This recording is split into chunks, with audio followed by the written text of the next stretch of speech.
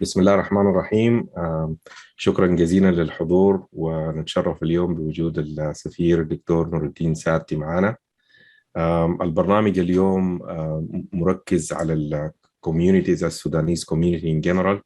فحنبدأ بكلمة سيد السفير للكينوت سبيتش على السودان الواقع وآفاق المستقبل.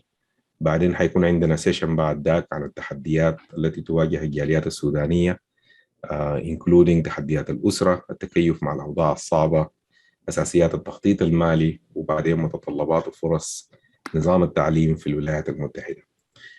without further ado أنا حقدم بروفيسور خلف بشارة، هو عضو من اللجنة التنفيذية في ASAPA، وحيدير الحوار مع سعادة السفير الليلة. شكرا جزيلا سعادة السفير، نتشرف بوجودك معنا. تفضل يا بروف. شكرا. نعم، يعني يشرفنا كثير مشاركة سعادة السفير معنا.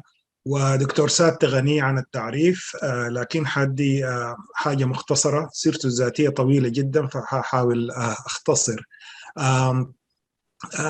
تخرج من جامعة الخرطوم، وحصل على الماجستير من جامعة ليون بفرنسا، والدكتوراه من جامعة باريس السوربون، وعمل كأستاذ للغة الفرنسية والأدب الفرنسي في جامعة الخرطوم، ثم التحق بالخارجية كسفير للسودان في عديد من البلدان، منها فرنسا وبلجيكا وتشاد.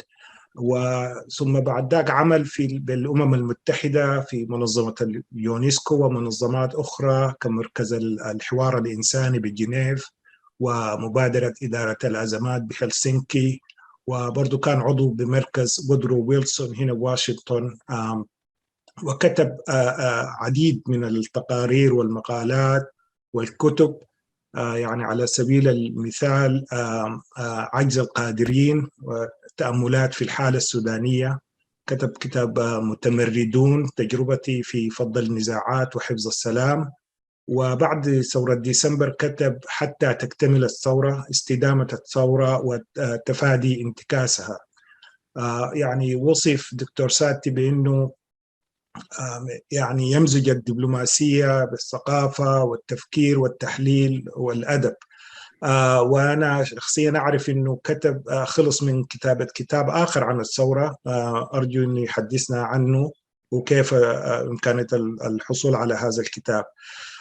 خلال مسيرته الطويلة يعني دكتور سات تحقق نجاحات كثيرة في فض النزاعات، وأشرف على كثير من الاتفاقيات المهمة. لكن معظمنا عرف يعني تعرف على دكتور ساتي بعد ما رشح كسفير للسودان في الولايات المتحدة، واستلم في سبتمبر 2020. وهذا تزامن مع يعني المفاوضات الأخيرة لموضوع رفع اسم السودان من قائمة الإرهاب. وكنا محظوظين جدا إنه دكتور ساتي كان أدار هذه العملية يعني بمهارة عالية. ولو متذكرين دخلت فيها تعويضات ضحايا سبتمبر 11 والتطبيع مع إسرائيل، والتعامل مع إدارة ترامب طبعا كانت صعبة. يعني أدار بمهارة عالية، يعني طلعنا من الظالمين سالمين زي ما بيقولوا. حاجة أخيرة، أنا في اعتقادي يعني كل ما كتب عن ثورة ديسمبر في كتب التاريخ سيذكر دكتور ساتي، لأنه يعني من أول الدبلوماسيين أو الناس في الخارج السودان أعلنوا إدانتهم للإنقلاب. وأتذكر الاجتماع الحاسم في نفس اليوم، يوم 25 أكتوبر، وأعلن إدانته للإنقلاب وانحياز سفارة السودان بأمريكا للشعب السوداني. أفتكر يعني معظم السودانيين بيقدروا جدا هذه المواقف المشرفة، وبنقدر برضو يعني التحليل وعملية وضع الأحداث. صعب تكتب التاريخ أثناء الأحداث، لكن دكتور ساتي بيحاول، وكتاباته هذه حتكون يعني حاجة مهمة جدا يعني عندما نرجع وننظر لثورة ديسمبر. فاتفضل يا دكتور ساتي. شكرا جزيلا بروفيسور خلف الله. الصوت مسموع؟ نعم أيوة تفضل. نعم، شكرا جزيلا بروفيسور. وفي البداية يعني أود أن أشكر إسابا وهذه الدعوة الكريمة لمخاطبة المؤتمر العام للمنظمة، ونترحم على أرواح الشهداء والعودة السالمة للمفقودين والشفاء العاجل والتام للجرحى. أخي حقيقة أنا سعيد يعني كما ذكر بروفيسور خلف الله إنه أكون بين أساتذة أجلاء. أنا من أمتع السنوات اللي قضيتها هي سنوات التدريس في جامعة الخرطوم في شعبة اللغة الفرنسية على مرحلتين قبل أن ألتحق بالوزارة الخارجية. من سنة 74 ل 75 درست في الشعبة، ثم انتقلت إلى الدبلوماسية في سنة 75، لكني سرعان ما ضغط بالدبلوماسية وعدت إلى الخارجية منتدب إلى الجامعة منتدبا هذه المرة من وزارة الخارجية من سنة 77 إلى سنة 81، وبعد ذلك مشيت ليبيا وقصة طويلة. لكن على أي حال دائما أنا كنت يعني أنتقل ما بين الدبلوماسية والأكاديمية بشكل من الأشكال، بما في ذلك عملي في اليونسكو بعد ما كنت سفير في باريس. كلنا عارفين إنه مؤتمركم ده بينعقد في ظروف معقدة جدا جدا بالنسبة للسودان، وطبعا دلوقتي في هذه اللحظة السبب الرئيسي هو الانقلاب اللي تم في 25 أكتوبر من السنة الماضية، واللي رجعنا زي ما أنا قلت في لقاءات كثيرة إلى المربع الأول. المربع الأول بعد ما كنا بدينا نقول إنه كنا في الطريق الصحيح بإنجازات تمت ذكر بعضها البروفيسور خلف الله في مقدمته، وكنا بنفتكر حقيقة يعني إحنا خلاص انتهينا من قصة الانقلابات دي وماشيين في الطريق الصحيح، لإعادة البناء، لأنه هذا هو الموضوع، موضوع إعادة الدولة والمجتمع على أسس جديدة بعد الخراب والتخريب والخراب اللي مرت به خلال 30 سنة من عهد الإنقاذ وما قبل الإنقاذ. حقيقة يمكن نقول يعني يمكن من الاستقلال البلد ما كانت ماشية في الطريق الصحيح، وما تمت معالجة القضايا الحقيقية للسودان بصورة حكيمة، وعلى رأسها كان في ذلك الوقت طبعا أزمة جنوب السودان، وتمت انتهت بالصورة اللي انت عارفينها في تقسيم البلاد، وهذا ما يؤسف له. ده فشل كبير كتبت أنا عنه كتاب عجز القادرين كما ذكر البروفيسور في سنة 2013، وكان يعني عظم الكتاب حقيقة مجموعة من المقالات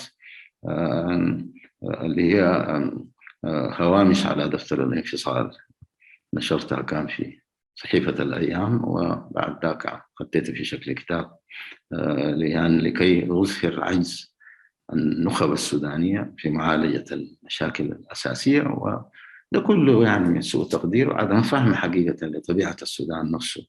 نحن كلنا بنتكلم دائما عن يعني الدايفرسيتي في السودان، وإنه لا بد من إدارة التنوع في السودان، لكن في ناس كثيرين بيفتكروا حتى يعني التنوع ده ما في ذاته، ثم شنو بيديروا السودان ما فيه تنوع. طبعا ده خطأ كبير جدا جدا. وأنا بادرت كذلك من سنة 79-80 في مقالات في مجلة الثقافة السودانية اللي كانت بتصدر عن مصلحة الثقافة في ذلك الوقت، كان على رأسها الصديق الحبيب العزيز المرحوم محمد عبد الحي، وكانت بعنوان الحوار بين المكونات الثقافية للأمة السودانية. التفت في ذلك الوقت لأنه من ضرورة الحوار ليس حوار سياسي فحسب، إنه لازم نمشي إلى أمهات القضايا والنظر فيها، لأن مشكلة السودان أساسية، أقول أنا دائما هي مشكلة ثقافية اجتماعية في المقام الأول، ولا بد من النظر في أعماق هذه المشكلات عدم تناولنا لها بالطريقة الصحيحة أدى في النهاية إلى انفصال الجنوب وإلى التعقيدات اللي إحنا عايشين فيها حتى هذا الوقت. ممكن نقول إنه هذه الثورة التي نحن بصددها الآن هي ثورة، أنا أسميها ثورة الرؤى والمفاهيم. ثورة الرؤى والمفاهيم هي ثورة على الأوضاع، لكن ثورة على الذات نفسه. إن لابد إن كل واحد فينا يقتنع بأن والله في مشاكل، من ضمنها علاقتي أنا شخصيا بالآخرين، علاقتي بالمجتمع بتاعي، دوري في المجتمع بتاعي، وكيف إنه أنا نفسي أجري هذا التغيير الضروري لكي أكون من ضمن الصغار الحقيقيين ومن ضمن الفاعلين الحقيقيين من أجل هذا التغيير. أن التغيير لن يتم ما لم يتم يعني تغييرات جذرية وتحولات جذرية حتى في الشخصية السودانية نفسها. وأنا تطرقت إلى الموضوع ده برضه في عجز القادرين استفاضة، تكلمت عن المسألة دي، ما في داعي دلوقتي يعني نستفيد فيها. فالثورة السودانية عادت إلى الواجهة القضايا الوطنية الملحة التي لم تتم معالجتها بصورة سليمة منذ استقلال البلاد في يناير 56. لخصناها في الحرية والسلام والعدالة والحقوق طبعا الأساسية، وهذه الشعارات تجسد بصورة عكسية كافة الاخفاقات التي حاقت بالدولة السودانية خلال 60 عاما ونيف الماضية. فمكان الحرية حل الاستبداد ومصادرة الحريات والحقوق الأساسية، ومكان السلام حلت الحرب في كافة أشكالها ومسبباتها، ومكان العدالة حل الظلم في كافة أشكاله كذلك، من ظلم اجتماعي وسياسي واقتصادي ومن عنصرية. لا بد أن نعترف أن هنالك حقيقة عنصرية كامنة في السودان. تجسد كل ذلك في أنظمة الحكم اللي سادت البلاد واتسمت بالشمولية والعسكرية واستغلال الدين للسيطرة على عقول السودانيين. عقول السودانيين الآن السودانيين بيحسنوا الظن أي زول بيجيهم باسم الدين يقول لك والله الأقل كان حاصل، لكن دلوقتي انتبهوا بعد تجربة الإنقاذ الطويلة والمؤلمة إنه ما أي زول بيجي يتكلم باسم الدين بالضرورة هو زول مخلص. هو الآن لكن بالوقت بدأت المسألة تتغير، وعلاقة الدين بالنظام السياسي يجب أن ينظر فيها بكل موضوعية. ثبت فشل الدعاوى السياسية الدينية وما يسمى بالإسلام السياسي، والسياسة يجب أن تكون بعيدة من الدين، والدين يجب أن يكون بعيد من السياسة. أنا أفتكر ده مبدأ عام حقه نحن نتفق عليه أو على الأقل نتناقش فيه.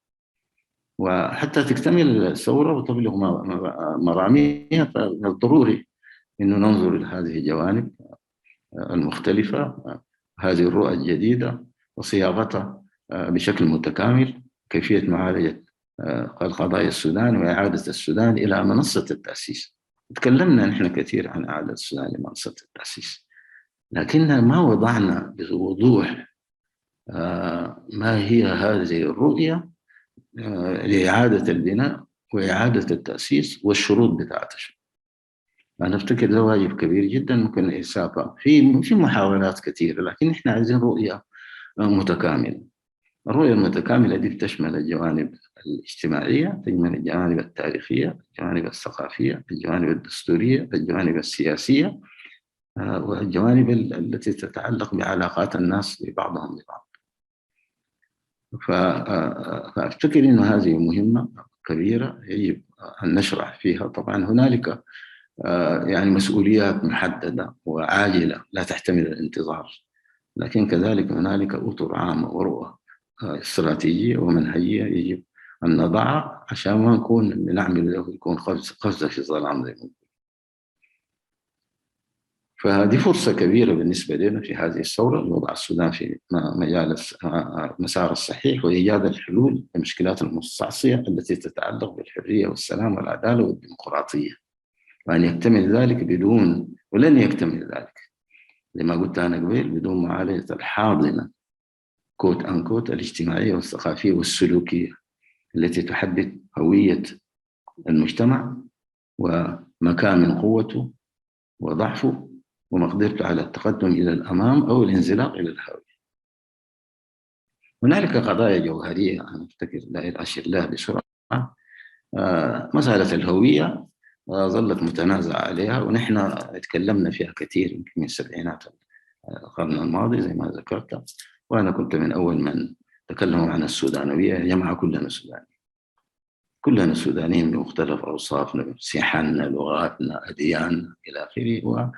وفي النهاية السيتيزنشيب هي المعيار الذي يجب أن يسود، ويجب أن نضع حد للنزاعات الجهوية. وجبت السودانوية دي كإطار جامع لكل السودانيين. الآن طبعا نحن مواجهين بمشاكل كبيرة جدا، أنتم عايشينها وشايفينها. في تحولات اجتماعية كبيرة. من ضمن عملنا في اليونسكو هنالك برنامج يسمى بالموست Management of Social Transformations MOST، اللي هو إدارة التحولات الاجتماعية. وده افتكر مهم جدا جدا، لأنه السياسة اليوم بتحدد تحولات زي ما عارفين انتم كأساتذة، تحولات اجتماعية واقتصادية مستمرة على عدد من السنين والحقب، وفي النهاية بتتبلور بشكل أو بآخر في الواقع السياسي والاجتماعي الحالي. هذه التحولات بدأت في السودان منذ فترة طويلة. هناك تداخلات اجتماعية مع دول مجاورة، خاصة فيما يتعلق بدول الساحل الأفريقي وبحيرة تشاد، وهنالك تداخلات لها قرون وتصاعدت وتائرة في الفترة الأخيرة فيما يتعلق بالعلاقات مع دول الساحل الأفريقي وبحيرة تشاد، والحرب الليبية والحرب التشادية وحرب في أفريقيا الوسطى وغيرها.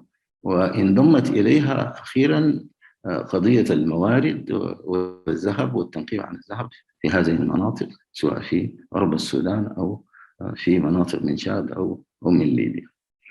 فهذه التداخلات هي جزء من التحولات الاجتماعية اللي أنا بتكلم عنها، وليس من قبيل الصدفة إن دلوقتي عندنا دعم سريع، وعندنا حركات مسلحة تنتمي إلى غرب السودان وإلى المنطقتين موجودة في الخرطوم.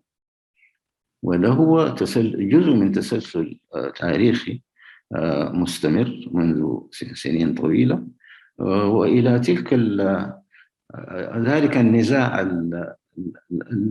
يعني بدأ مستتر، لكن ظهر إلى العيان ما بين ما يسمى أهل البحر وأهل الغرب والمناطق الجاذبة للثروة في السودان، التي جذبت أعداد كبيرة من السودانيين ومن المهجرين الذين أصبحوا سودانيين لهم حق أن يكونوا سودانيين. ولكن في هذا الأثناء دخلت كذلك عناصر أخرى بأسباب سواء الحرب في تشاد أو الحرب في ليبيا أو الحرب في اليمن، وهذه التداخلات الإقليمية أصبحت تؤثر كثيرا علينا. فلا بد من دراسة هذا الموضوع من منظور اجتماعي وثقافي وتاريخي وتسلسل تاريخي، وارتباطه بالموارد وبالسلطة وبالقوة في السودان. هنالك وده مرتبط بظاهرة أخرى بيتكلموا عنها الناس كثير، هي ما يسمى ظاهرة التهميش والاستعلاء. ودي برضه نحن يعني نيليين دائما كثيرين من الناس يقول لك والله ما في حاجة زي دي وبتاع، وهذه حقيقة موجودة ويجب أن نعمل على معالجتها. ودي مرتبطة دلوقتي بما حدث في جوبا برضو، أنه اتفاقية جوبا في واحدة أشكالها هي أصبح هي تحالف بين المهمشين أو ما ينظر إلى أنفسهم أنهم مهمشين، وبين الذين شاركوا في تهميشهم أو شاركوا في قمعهم، وصلوا إلى تسوية إنهم يصلوا إلى الخرطوم سويا ويشتغلوا مع بعض من أجل السيطرة على السلطة والمال. دي برضه إشكالية يجب أن نتناولها. ماذا نفعل باتفاقية جوبا؟ إلغاء يسبب لنا مشكلة، بقاء يسبب لنا مشكلة يمكن أكبر كمان. فلا بد أن نظر في التشوهات اللي صاحبت هذه الاتفاقية، خاصة فيما يتعلق بمسألة المسارات. أنا كنت عضو في المجلس الأعلى للسلام، وصلت متأخر بعد عدة أشهر من بداية العمل، ووجدت هذا أمر واقع. مسارات شمال شرق غرب وسط إلى آخره. وأنا أفتكر هذا شخصيا ما المفروض كان يتم. والنتيجة برضو كذلك لهذه الظاهرة، ظاهرة التهميش والاستعلاء وعدم النظر إلى السودان نظرة موضوعية، فصل جنوب السودان والأخطاء التاريخية التي ترتبت على ذلك. هنالك موضوع الشخصية السودانية تكلمنا عنه. فهنالك الآن أنا من ناحية أنا بتكلم لأنه نحن في مجال يعني بحثي ومجال أكاديمي، تحدث عن بعض الأشياء التي يجب أن ننظر إليها ونحن بنتكلم عن المشكلة السودانية. المشكلة الأولى أنا بسميها الشد والجذب بين الانتهازية والسياسية وبين العلم والبحث الموضوعي والنظر بصورة موضوعية إلى أن نصل الحلول إلى الأشياء. ودي شفناها نحن. أنا واحد من الأمثلة اللي أنا بقولها هي مسألة كوفيد ومعالجة كوفيد وكيف تمت، وكيف مسألة كوفيد أصبحت مكان الشد والجذب بين القوى السياسية المختلفة في بلدان مختلفة. وهذا النموذج لسوء الحظ يبدو أنه انتشر في بلدان كثيرة. إنه الآن نحن في السودان كنا بنقول إنه والله ما يميزنا عن الآخرين هو الكواليتي بتاع الإديوكيشن بتاعنا ومقدرتنا على المعامل في وقت من الأوقات البحثية، المراكز البحثية، جامعة الخرطوم والجامعات الأخرى الوليدة وإلى آخره. نموذج كان بالنسبة لنا وبالآخرين يعني في المنطقة كلها. لما كانت هنالك جامعة في السودان، أنا زرت مناطق كثيرة في أفريقيا لم تكن بها جامعات. لما مشيت فرنسا سنة 69 لقيت غالبية طلبة الفرنكوفونيين بيجوا يسووا جامعة في فرنسا لأنه لم تكن لديهم جامعات. كان في جامعة في داكار وجامعة في كوت ديفوار بلد وليدة وذات وزيت. فالآن هذه الجامعات لما تطورت، ونحن للأسف نحن الأنظمة بتاعتنا بالذات نظام الإنقاذ يعني كان من أول أهدافه تحطيم النظام التربوي وإحلال نظام آخر تدعوه يعني نفسهم. وشفنا الخراب الحلة، والخراب في أي بلد بيبدأ بالنظام التعليمي زي ما عارفين. أي بلد عايز تقرر بلد أبدأ بالنظام التعليمي وقد كان. وأنا أحيي هنا يعني صديقي وابن دفعتي البروفيسور سلمان الذي ينافح عن الجامعة كرئيس مجلس إدارته، ونتمنى التوفيق في إنه. ومن الأدلة اللي بتوري إنه هنالك استهداف للعلم والعلماء القرارات اللي اتخذت في الفترة الأخيرة بحل مجالس الإدارات وتغيير إدارات الجامعات وإعادتها إلى ما كانت عليه في عهد الإنقاذ. هذا ما يوصف له يعني شيء أصله لا يصدق، لأنه هذا هو المستقبل. تكلمت عن التحولات الاجتماعية وأهميتها وأهمية دراستها والالتفات إليها. ما تم في السنين الأخيرة من تحول كبير جدا في قوى الإنتاج في السودان. والسودان هنالك خطر كبير جدا منذ اكتشاف البترول من أكثر من 20 سنة، هو الانتقال التركيز الأساسي في الاقتصاد السوداني من الإنتاج الزراعي والحيواني إلى النشاطات الاستخلاصية في البترول والذهب. ودي مشكلة كبيرة جدا لأنها بالتالي ستنعكس على تماسك المجتمع. وهذا ما يحدث الآن، تفكك وتفتت للمجتمعات بسبب هذه الظاهرة وتحولات اجتماعية كبيرة جدا المفروض نحن ننظر فيها والمترتبات العايشة عليها وما يترتب عن ذلك من عنف ومحاولة الاستيلاء على مناطق القبائل المختلفة والصراع القبلي الذي نشأ عن ذلك. ثقافة السلام، أنا من الناس اللي يعني في التسعينات حتى لما كنت سفير وكنت مندوب دائم لدى اليونسكو وبعد ذلك موظف في اليونسكو على مدى عدة سنوات، من البرامج اللي أنا فعلا دعمتها واشتغلت فيها هي ثقافة السلام. لأنه يفتكر إنه أي دولة أو أي مجتمع لديه تناقضات وإشكاليات داخلية جوهرية، إذا لم تتم معالجتها لن يكون هنالك إصلاح، لن يتم إعادة البناء بصورة صحيحة. من ضمنها ما ذكرت أنا من مسألة التحولات الاجتماعية، من ضمنها العلاقات البينية بين الجماعات المختلفة، من ضمنها العلاقة بين المدنيين والعسكريين، وده كمان مجال كبير جدا جدا. من ضمنها إصلاح النظام السياسي، النظام الاجتماعي، مسألة التربية والتعليم وكيف تنظم، ومسألة التاريخ، كيفية النظر إلى هذا التاريخ وتفسير الظواهر الاجتماعية والاقتصادية والسياسية المختلفة. واحدة من مداخلنا مثلا لحل المشاكل بين الهوتو والتوتسي، التاريخ، العداء التاريخي، هو كان المدخل ثقافة السلام ومدخل القراءة المشتركة للتاريخ بكل موضوعية، لأن كل واحد فيهم كان عنده تاريخه بقى. وأنا يعني سعيد بأنه كنت أول من بادر بين إنه يجمعهم مع بعض، وبعد ذلك تفكروا في مسألة التاريخ بتاعهم وطبيعة الأزمة وطبيعة الصراع التاريخي بيناتهم، وإمكانية ما هي مسببات هذا الصراع، هل هي إثنية أم سياسية، وكيف يشتغلوا سوا لخلق إطار جديد للتعايش بيناتهم. ده الشيء اللي ناقصنا نحن. وكان من بدري يعني تكلمنا من البداية المؤتمر الدستوري. أنا شخصيا بفتكر إنه مهم جدا، لكن يقول لك المؤتمر الدستوري قبل نهاية الفترة الانتقالية، صورة يعني حاجة أصلا ما معقولة. 200 قبل نهاية الفترة الانتقالية، وليه ما بدأ الإعداد له من البداية عشان تنظروا في المشكلات الحقيقية للسودان، وإنه المشاكل الدستورية، المشاكل السياسية، المشاكل التاريخية، المشاكل الثقافية، المشاكل الاقتصادية، المشاكل الاجتماعية، مسألة العلاقات بين أجزاء السودان المختلفة، كيفية إعادة بناء السودان وإعادة هيكلة النظام السياسي والدستوري والإداري في السودان.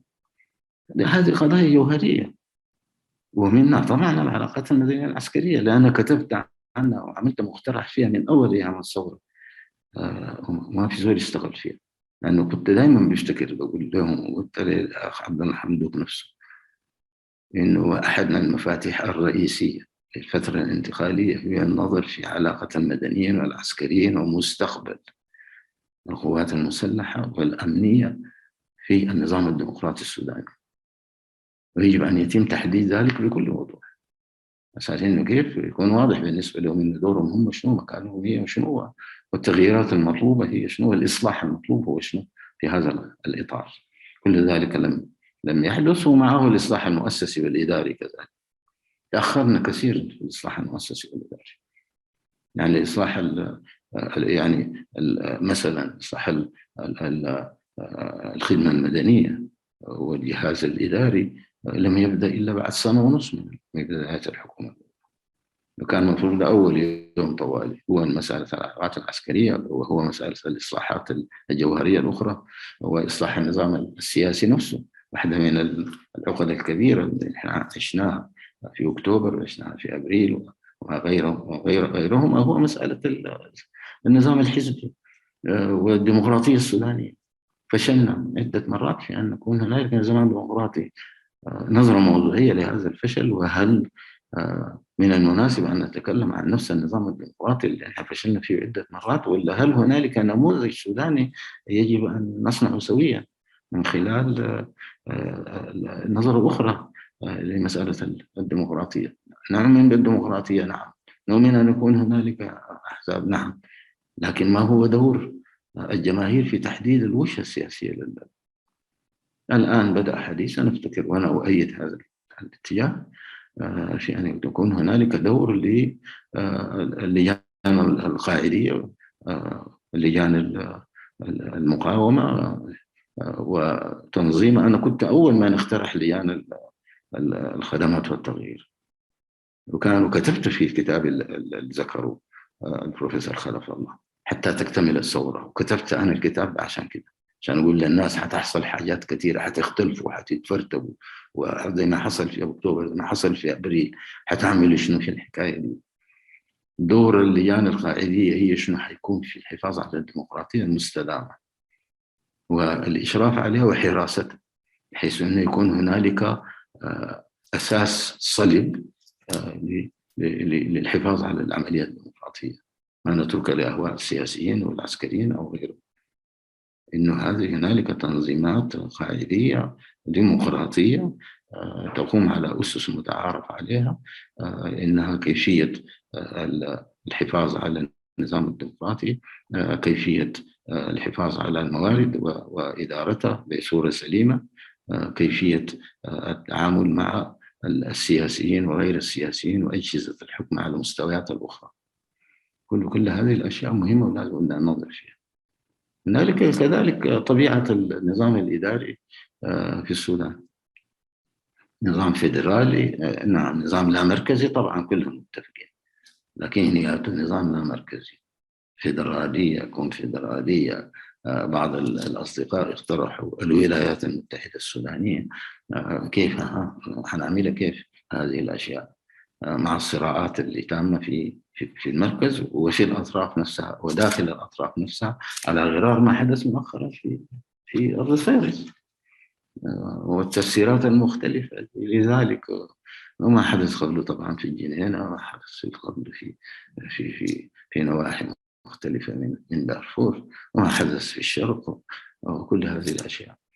كيف أنت تبتدع النظام الديمقراطي الإداري المؤسسي الذي يعني يخاطب كل هذه التناقضات ويخطها في إطار واحد من خلال حوار حقيقي بين الناس، يعني مش كلام ساكت. لأنه دلوقتي أنت ما تقدر تحكم الناس بدون ما يكون عندهم رأي في الشيء اللي أنت عايز تقوله. وأنا أفتكر إنه لجان المقاومة ومسنودة من الآخرين ممكن أن تقوم بهذا الدور، على الأقل الإسهام في إدارة هذا الحوار على المستوى المحلي.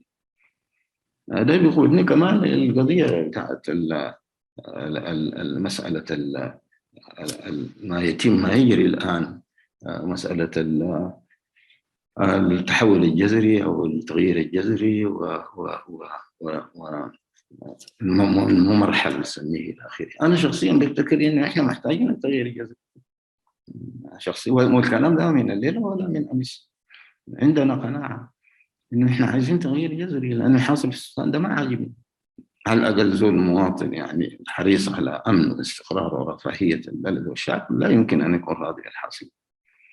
يجب أن يكون هناك تحول على الأسس اللي ذكرتها دي، ولجان المقاومة يجب أن يكون لها دور، لكن يجب كذلك لجان المقاومة أن تعمل مع الآخرين.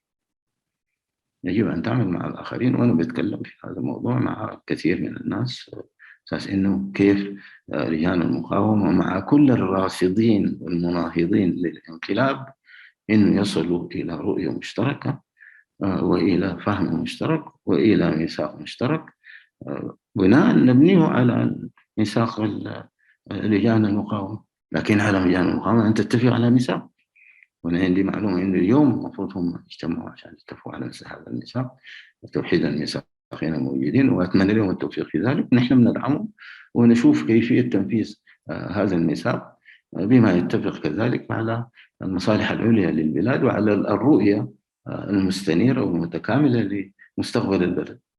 لأن مستقبل البلد لابد أن يتطرق إلى أشياء معينة، ونحن هذه الأشياء معروفة، لكن خليني أنا أذكر بها بسرعة في دقيقتين أو ثلاثة قبل ما أختم. كلنا بنتكلم عن تحديد طبيعة النظام الفيدرالي في السودان والعلاقة بين المركز والولايات أو الأقاليم.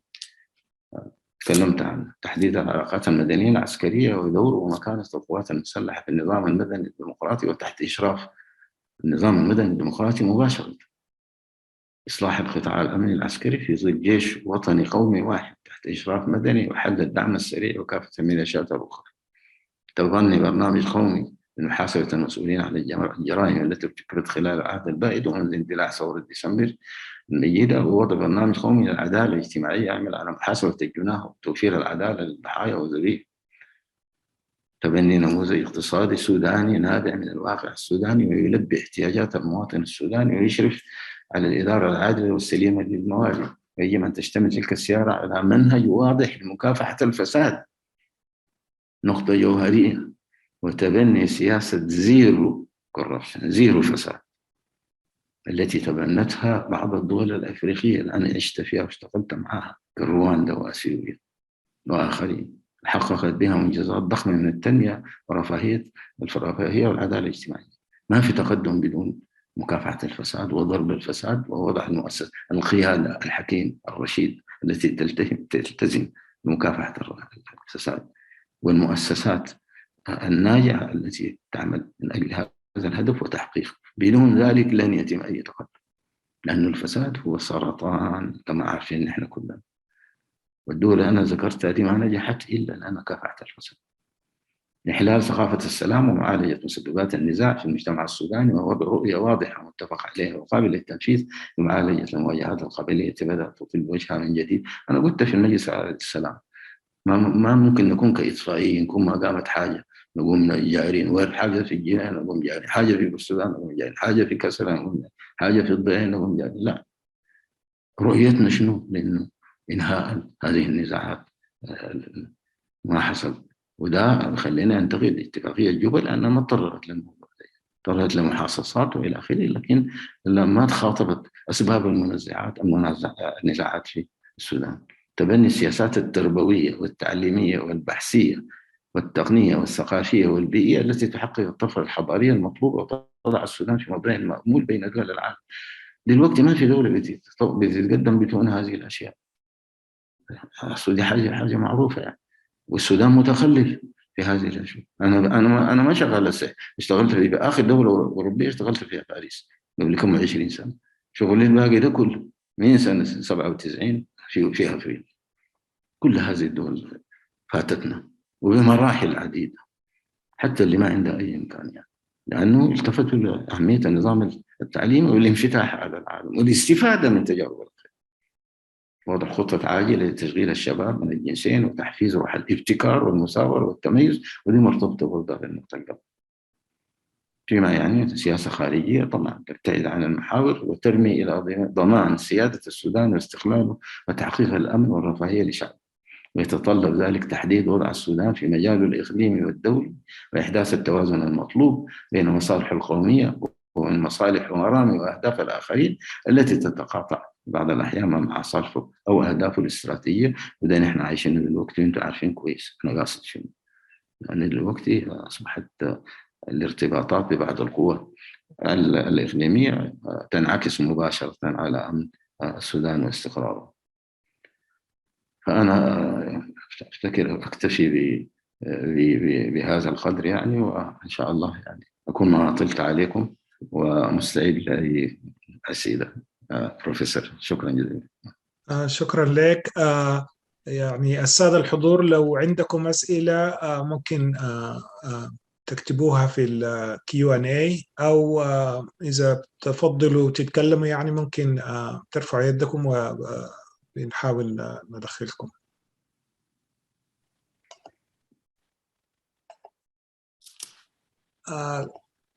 ممكن نبدأ. أنا عندي سؤال حقيقة، ما هي نظرتك يعني تعديل اتفاقية جوبا عمليا ممكن يحصل شنو يعني؟ والله أنا شخصيا بفتكر إنه البداية هي إعادة النظر في قضية المسارات دي.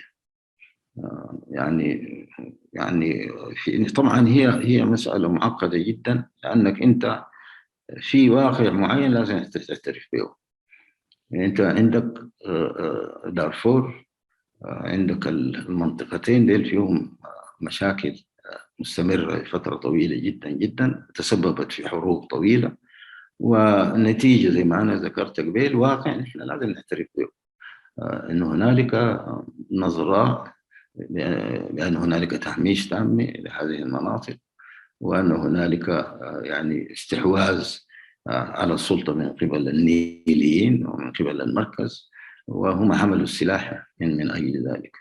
لا بد أن نأخذ ده في الاعتبار، ما في 2 3 أن هنالك مبرر لأنك أنت يعني بشكل أو بآخر تنظر في أن هذه المناطق تعالج مشكلتها كيف، بأنه هل هنالك تمييز إيجابي مثلا يمكن أن يقوم زي ما هو حاصل بالنسبة لهم، ممكن تعمل شنو أنت للتوصل إلى حل مشاكلهم والتناقضات الموجودة بينهم وبين المركز والى آخره. لكن كونه انه هناك ننظر كمان في يعني مسارات، كونه يجي يقول لي والله انا بمثل مسار الوسط، وواحد يقول لي انا بمثل مسار الشمال، وواحد مثل هذه الاشياء انا شخصيا ما بفهمها. لأنه ما في زول. إذا كانت تلك يعني أنا ما بشجع إن الناس يحملوا السلاح، لكن الواقع إن حصل ناس حملوا السلاح وهددوا الدولة، وفي النهاية وضعوا هذا السلاح وقبلوا إنه يجوا راجعين. بعد الرجوع حصلت إشكاليات نحن عارفينها، لأنهم نحن الثورة اللي جابتهم هم اشتغلوا ضدها، ده كمان إشكالية لابد من أن ننظر كيف إننا نعالجها. لكن باختصار هنالك تشوهات في هذه الاتفاقية فيما يتعلق بالمسارات يجب أن يتم النظر فيها. هنالك إعادة نظر كذلك في مواقف الموقعين على اتفاقية جوبا من الثورة نفسها وكيفية معالجة هذا الأمر. دين السؤالين بالنسبة لي الأساسيات، وأنا ما بقدر أتخذ قرار دلوقتي أو أقول إنه ممكن يحصل شنو، لكن على حسب تجربتي كل شيء بيتم عن طريق الأخذ والرد، عن طريق الحوار.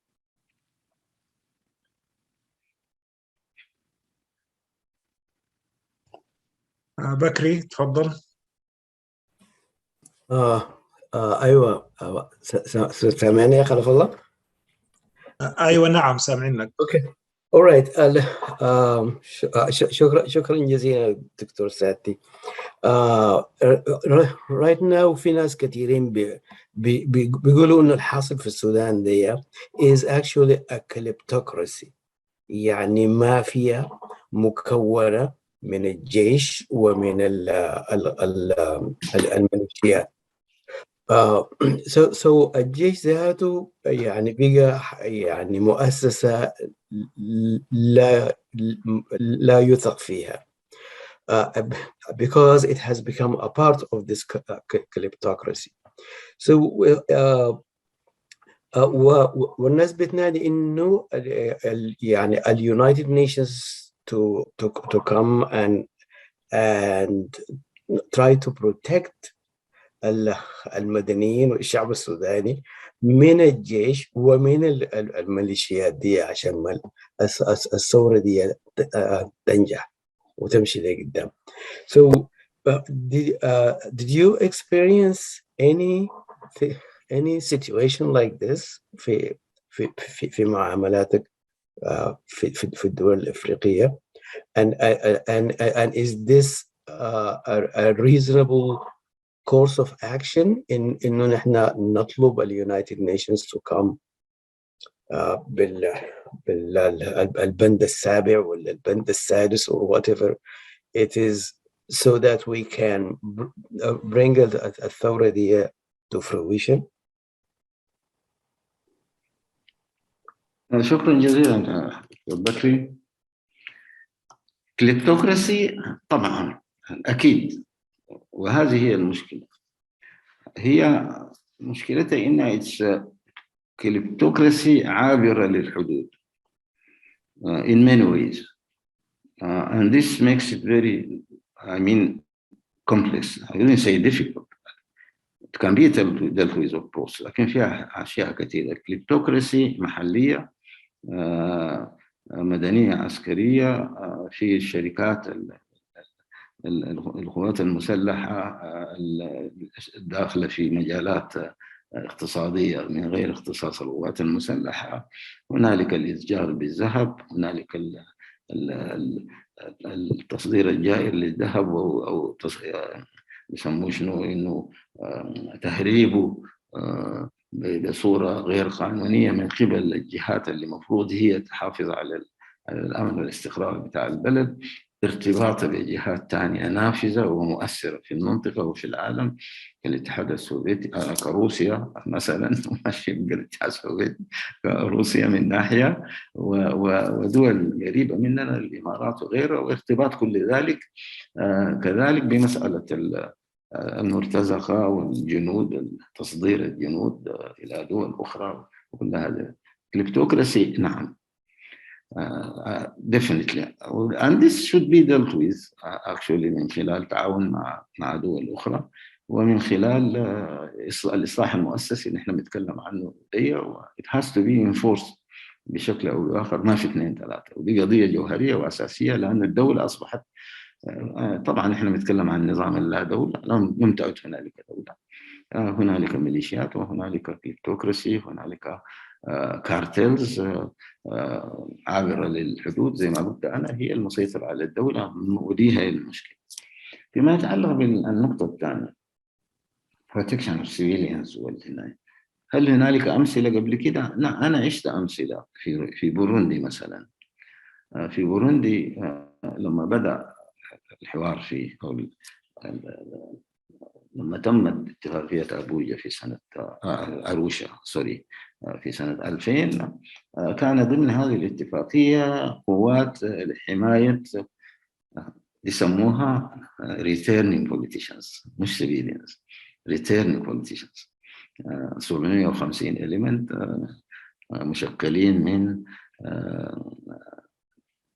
جنوب أفريقيا، أثيوبيا وموزمبيق، وديل كان دورهم حماية الناس الجايين الراجعين بموجب هذه الاتفاقية، لأن هنالك خطر على حياتهم.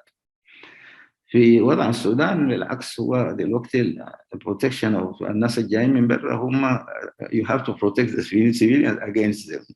اللي هو وضع ثاني. في نقطتين مهمات في هذا الصدد. النقطة الأولى تشكيل مجلس الأمن ومن يتخذ القرار بصدد الفصل السابع.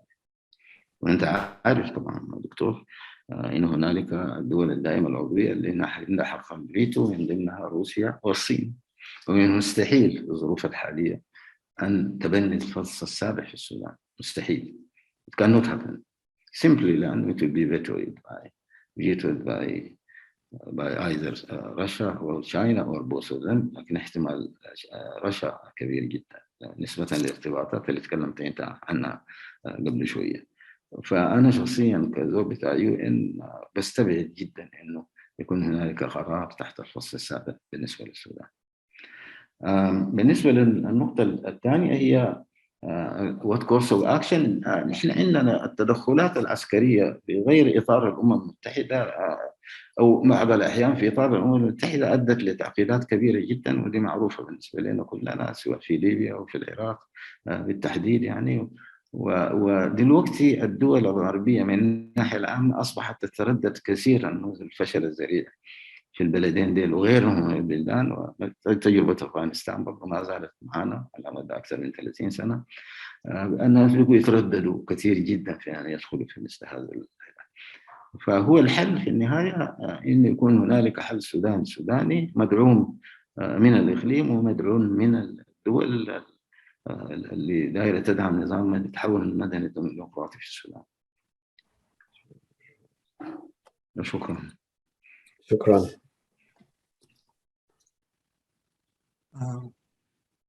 ما شايف في أيادي مرفوعة وأسئلة أخرى.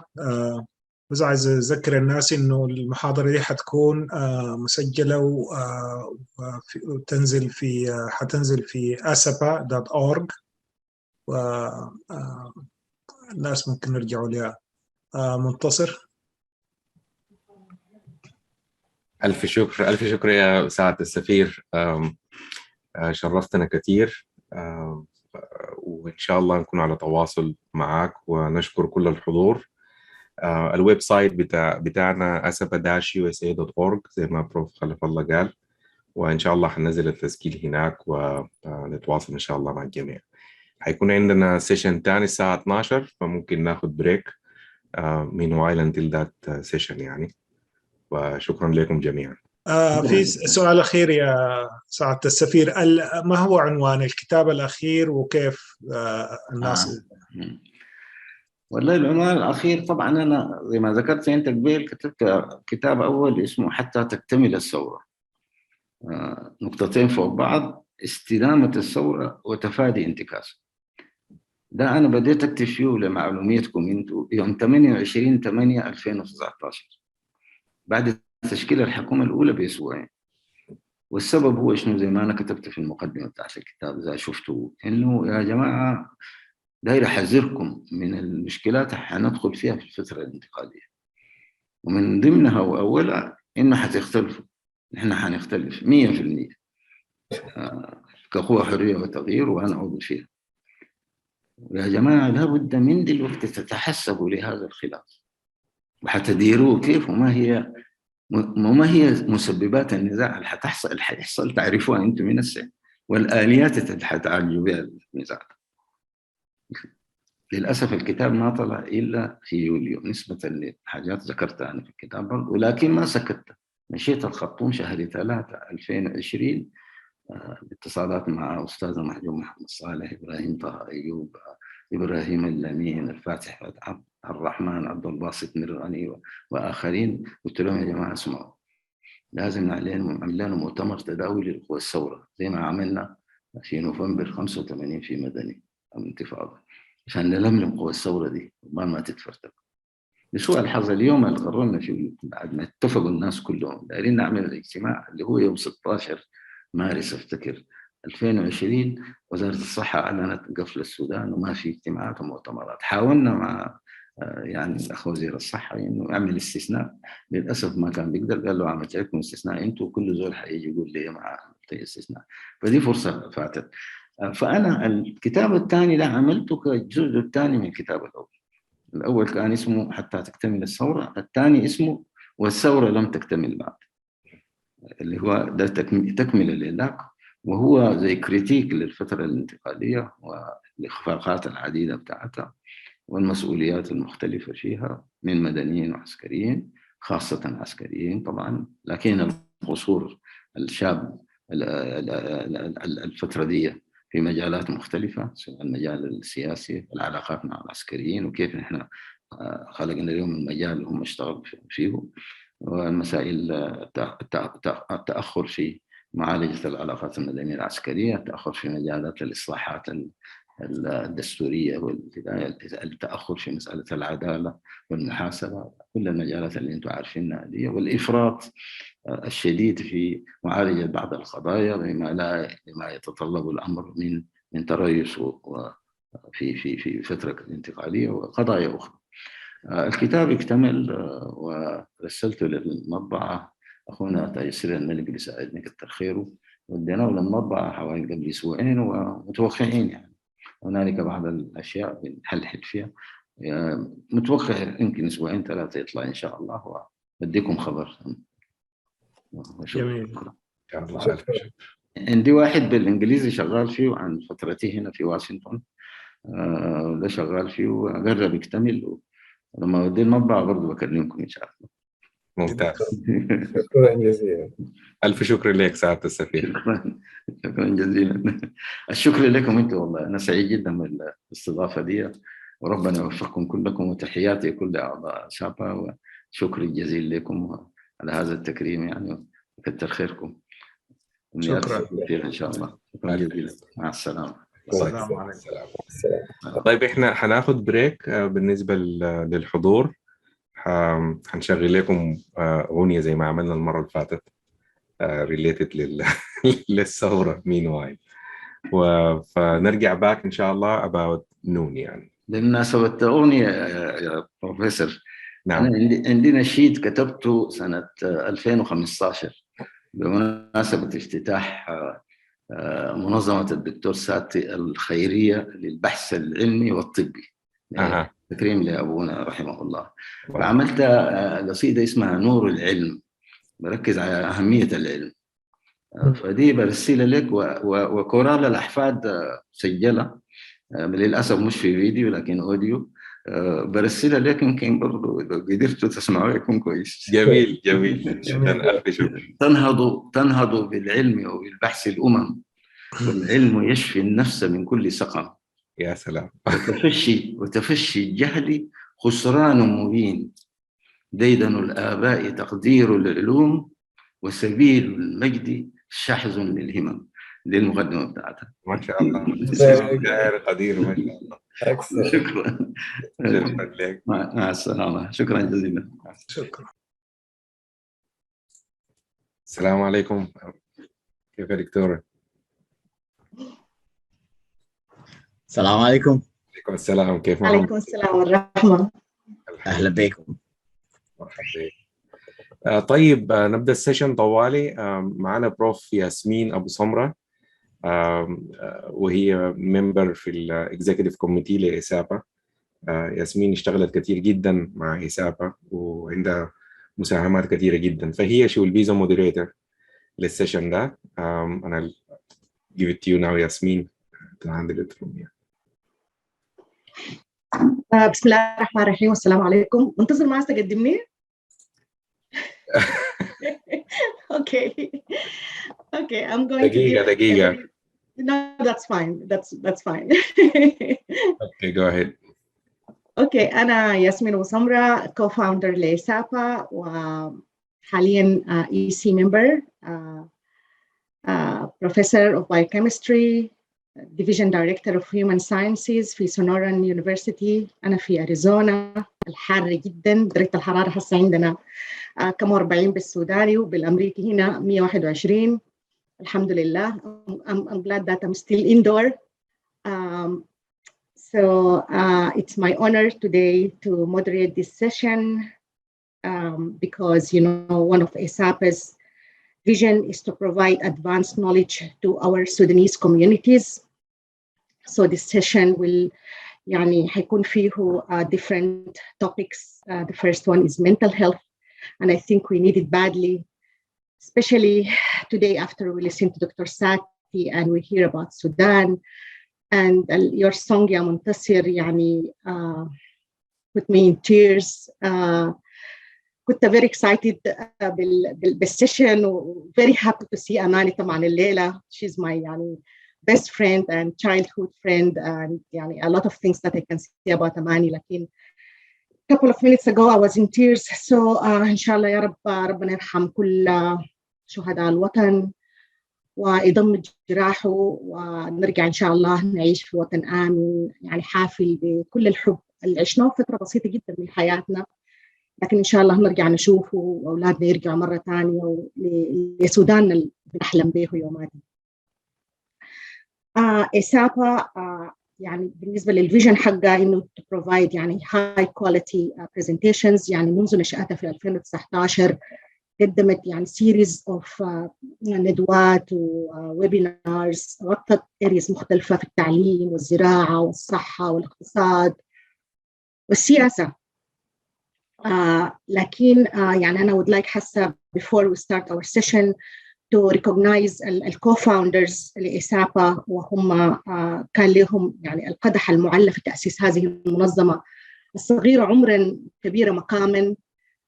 كل الشكر لدكتور الفاتحة الطاهر، بروفيسور الفاتحة، بالمناسبة هم كلهم بروفيسورز، so I'm going to say professors الفاتحة الطاهر، نمر البشير، أمير إبراهيم، ندى فضل، رجاء أحمد and myself. وينضموا لنا في أول لجنة منتخبة دكتور سوسن عبد الرازق وأنور وندى عيسى وبروفيسور منتصر حسن معانا في الإيسي الجديدة. وأخيراً وليس آخر إيسي انضم لنا دكتور محمد خليل وبروفيسور خلفalla بشارة ودكتور مهدي جار النبي ودكتور صلاح أبو سين وبروفيسور بكري عبد الماجد. إخوان الناس دي بتشتغل around the clock عشان يقدموا شغل يليق بالمستوى بتاع بالفيجن والميشن بتاعت إسابة. ومواصلة للعطاء الليلة عندنا السيشن الأول on mental health. نحن طبعا دايما بنقدم الإكسبرتس في المجالات حقتهم، والليلة برضو عندنا personal experiences في education. So a session is going to have a lot of different ideas, and I'm so excited to start this session. ما عايزة أطول عليكم كثير، بس عايزة أبتدي أقدم دكتورة أماني حسن اللي هي البريزنتر الأولى. أماني حتتكلم لنا عن التايتل حقها very very interesting, which is adjust to the unadjustable. And I think this is exactly how we feel when we come here as Sudanese migrants to the United States. So professionally, it's going to be very difficult for me to introduce Amani. As I mentioned, Amani is صديقة طفولة وصبا وشباب، حقيقة لحد شباب، وإن شاء الله حتستمر القصة لقدام. نحن هسه يا دوب في مرحلة الشباب. So Amani is the chair of child and adolescent faculty at the Royal College of Psychiatrists in Wales. She's also a consultant, child and adolescent psychiatry and consultant learning disability, working in Wales. Amani graduated from University of Khartoum, and she's a fellow of Royal College of Psychiatrists. She has a diploma in psychological medicine, Cardiff University. She earned a master's degree in medical law, also from Cardiff University, and she also has a master's in clinical neuropsychiatry from Birmingham University. Amani, I just want to stop here. I'm not going to elaborate on this. So please, the floor is yours and start your presentation. Thank you so much for being here. Amani, you're muted. You are muted. Yeah. Okay, thank you very much for the lovely presentation, and thank you very much for inviting me. Can you just bear with me for a second just to share the screen for my presentation, because I need it for, I need to know how do I do that? How do I do that, Yasmin? Can you help me? Do you have the screen arrow or you don't have access? Yeah, okay. Yeah, there is a share screen button. On the. It's green. Okay. The green arrow. Yeah. Click on it. Mm-hmm. And then you can just share a screen بعد ذاك يعني أول screen تلقيها بس. Oh, share screen. Okay, just a minute. Yeah. I'm trying. Just bear with me till I get the. Oh. So this is my presentation. We cannot see it yet, Amani. Okay, so just I'm just gonna go with the first slide and then try to. So how do I do that? I've got it. I can see it, Yasmin. So how do I? Double click on your presentation on the screen. Is it open on the screen? Yes, it's open, but just double click on it. صح يا منتصر؟ شفتي لما when you click on share screen button في زوم بتجي عندك كل الويندوز، اختاري السكرين دي ذاتها وفي بطن بلو تحت مكتوب عليه share. Okay, just let me click on here. Okay, so I will minimize this. Sorry, go back again. Sorry about that. It's okay. I've done it before, but I don't know what's wrong. Okay, so this is. Oh, okay. So this is now. I've got your screen. So share screen, yes. So host disabled participants say you're not allowing me to do that. So they clearly said host disabled participant screen sharing. Okay.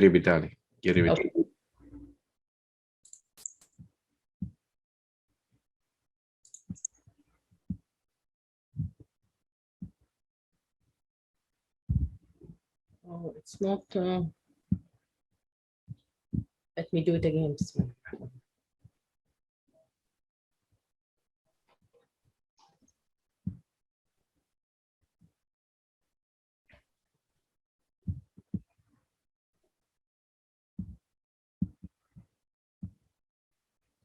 Okay, we'll do it again. Mm-hmm. So they said desktop 1. Microsoft PowerPoint. Let me just put it open system reference. No, it's not. It's not. I'm unable to share it. Let's do it from the beginning. Click on share screen. Okay, share screen. Yes. And select a window or an application that you want to share. Okay, they provided me with. Okay, let me do files. فعندك كم سكرين بتكون ظاهرة قدامك، واحدة منها بتكون الباوربوينت حقتك. Click on it وبعد ده click on the share the blue share button. Okay, let me just. Yeah, something just happened. يعني ظهرت فجأة واختفت. Okay, let me. Okay.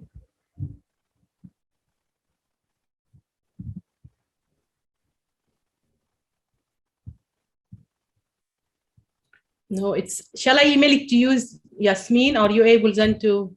Okay, let me try that. Yes. Okay.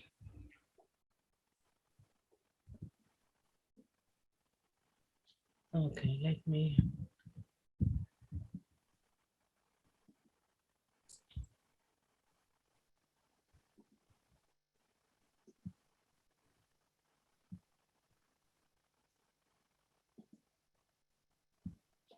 Montasir, am I authorized to share screen? Yes, everyone now is authorized. Okay, perfect. Okay. All panelists. Okay. So it's new. It's new. US.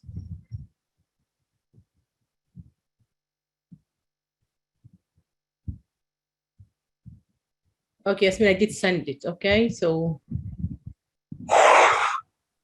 Yeah, I'm just waiting for it. I'm refreshing.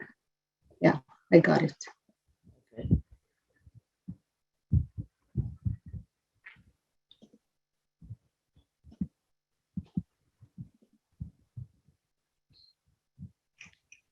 Can you see it?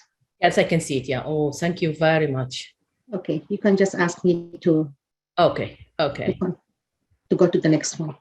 Okay. Are the slides clear to everyone here? So I'm hoping so. Yes. Okay.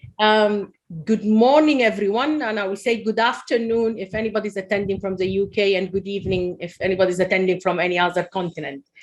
As I said again, I thank ASAPA for inviting me, and Yasmin is right. This is how we feel. I believe all of us, the migrants from Sudan, and we were trying our best to adjust to the unadjustable, as sad as this. But what I'm planning to do is to take you through this journey of how, how do we tolerate being away from our home, and mainly I want to go through some of the problems that face most of us as migrants, and how can we kind of move forward or help each other or help even ourselves.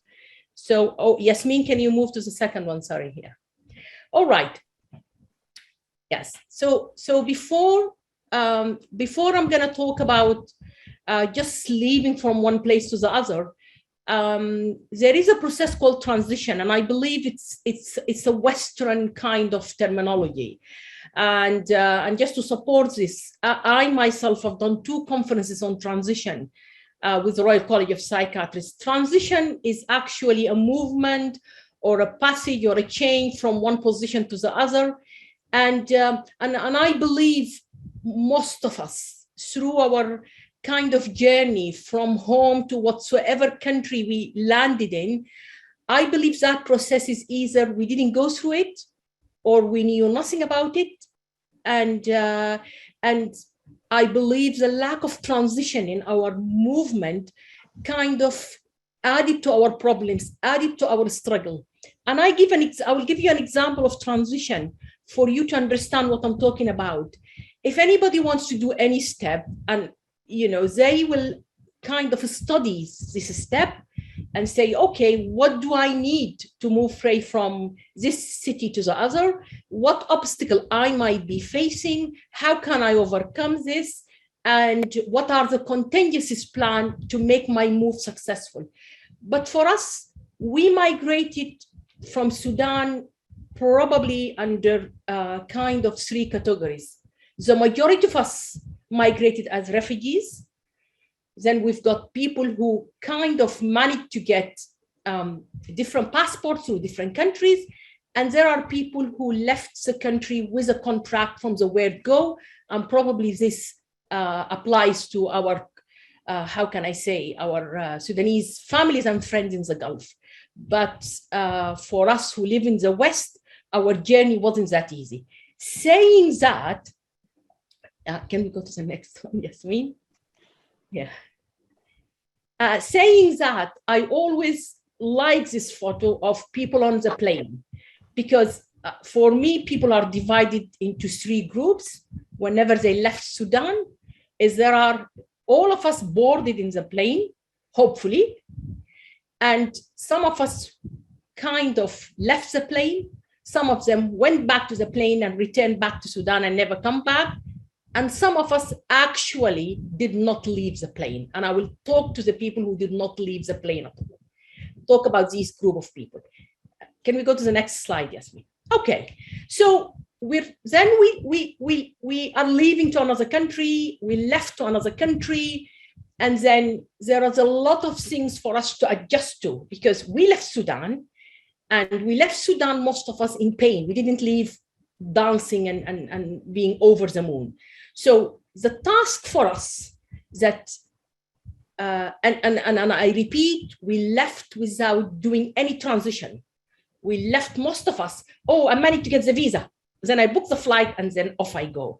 Oh, I managed to do this. I'm going to go to this country and I'm going to go to the other country. So there is a lot of kind of, let us secure the tickets. I'm going to stay with X, Y, Z, but there is no proper planning or transition. So we have to adjust to the country we landed in. We have to adjust to the weather, which is a big thing for us. Although nowadays we're almost as if we're back to Sudan because it's very hot here in the UK. And then we have to adjust to a culture that we know nothing about. And then we have to adjust also to our income, because some of us really we were spending money as if there is no tomorrow. And then we come here to the budget where you don't have anybody to bail you out. We have to adjust to the new people that we going to be mixing with, whether they are the people of the country we moved to or our own people there. And then the style of living. Can we go to the next slide, Yasmin? Yeah.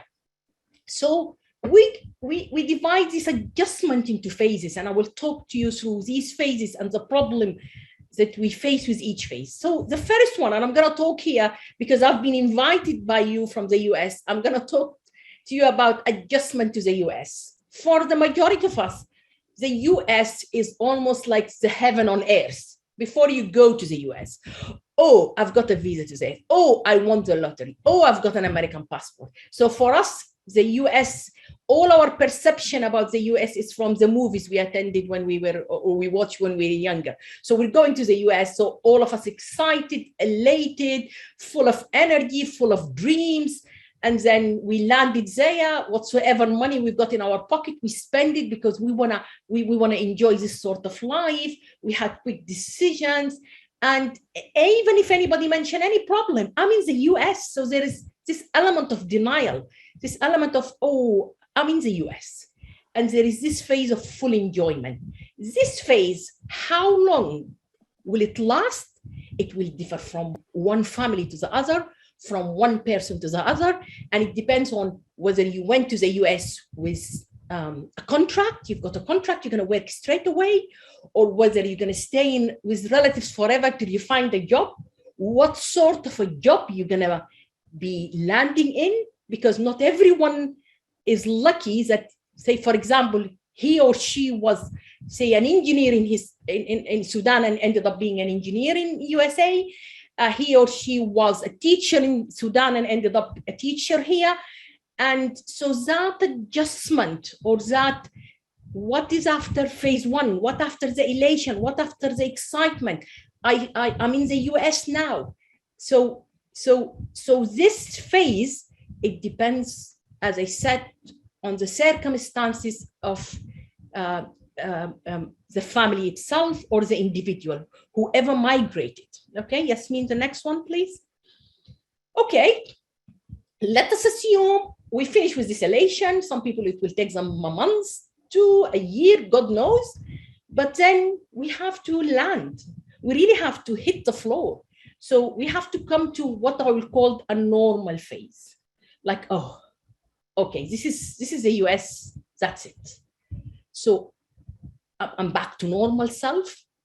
And then you start analyzing, okay, this is the US, and what's next? What am I going to do? So again, this adjustment phase 2 is all healthy. We're going well. Things are fine, beautiful. Now I need to pay attention to the nitty-gritty details. And these attentions, if I've got a family, it's not an easy, small details. I've got children whom I need to choose the right school for them.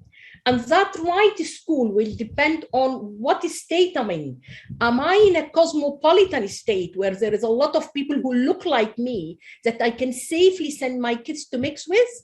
Or I'm in a state I'm not going to say pure white, all right? But if I have to say it, I'm going to say a state where there is one ethnic group or two ethnic groups only. And then my son or my daughter will start to feel alienated, or she's unable to mix with this. And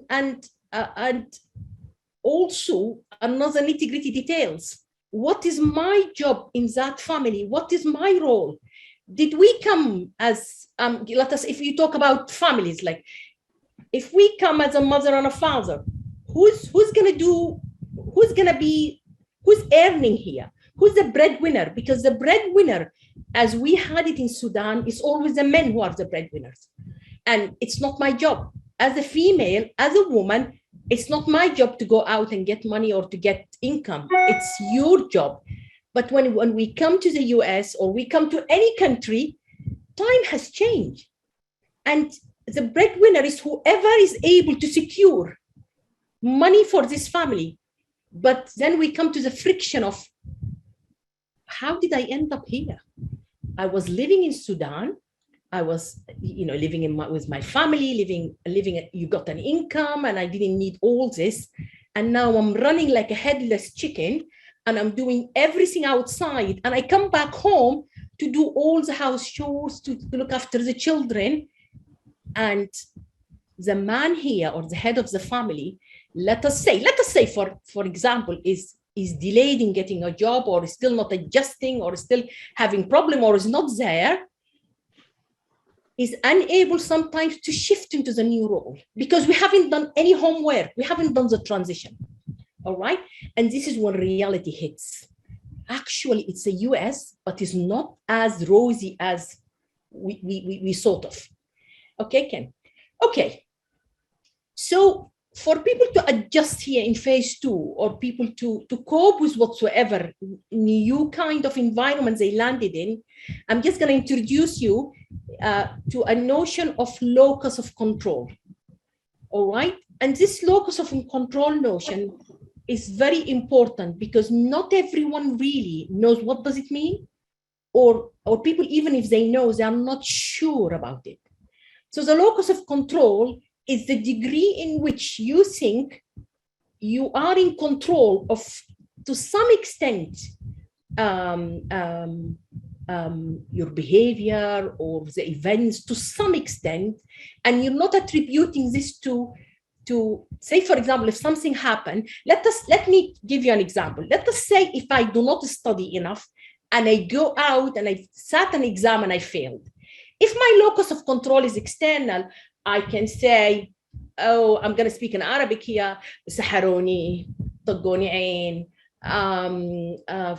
الزمن أسئلة كانت صعبة, any excuse my language, any nonsense to convince yourself that what happened got nothing to do with you. It's not your fault. All right. If your locus of control is internal, then for you, unless there is a COVID, everything actually is the consequences of your own self. So you're playing a part in this. I'm not going to say 100%, but I'm going to say for you to kind of put all your failures on something else, on somebody else, on the external environment, and for you, this has nothing to do with you. And it's not only that. The problem of the people who have the locus of control external, they tend to be less responsible, and everything has to be attributed to someone else. It's not me. No, it's no. Okay. And even when you approach them and you try to sort any problem, even if they succeed, let us say, for example, somebody succeeded in his exam and you congratulate him, you say, no, the exam was actually easy. So these are the people who they really depend on other people to run their life. And that sort of people, or this sort of people who have an external locus of control, the importance of this, they are the people who face a lot of troubles and problems when they leave their homeland. Because in Sudan, where most of us kind of live in extended families, so this notion of nuclear family is me, my husband, and my kids alone, or me alone, we don't have that. So back home, when you live among a group, even if the locus of control is internal or external, it doesn't matter, because there are a million people who can decide on your behalf, on the behalf of your husband, and they can run the show. So we're not exposed. So that's why some people will say, then when they start to face problems, they say, oh, I'm going to speak in Arabic again. أمريكا ومشاكل أمريكا والطلاقات زايدة. Well, yes, I don't deny that there are external, but let us just look at where is your locus of control? Where are you from all this? Okay. Okay. Another terminology I want you to be aware of, just to understand the problems. Oh, I've got somebody here. Oh, okay. It's a message for you, Yasmin. They want the presentation full screen if you can. I have to download it and then I have to reshare it again. So okay, okay. Sorry about that.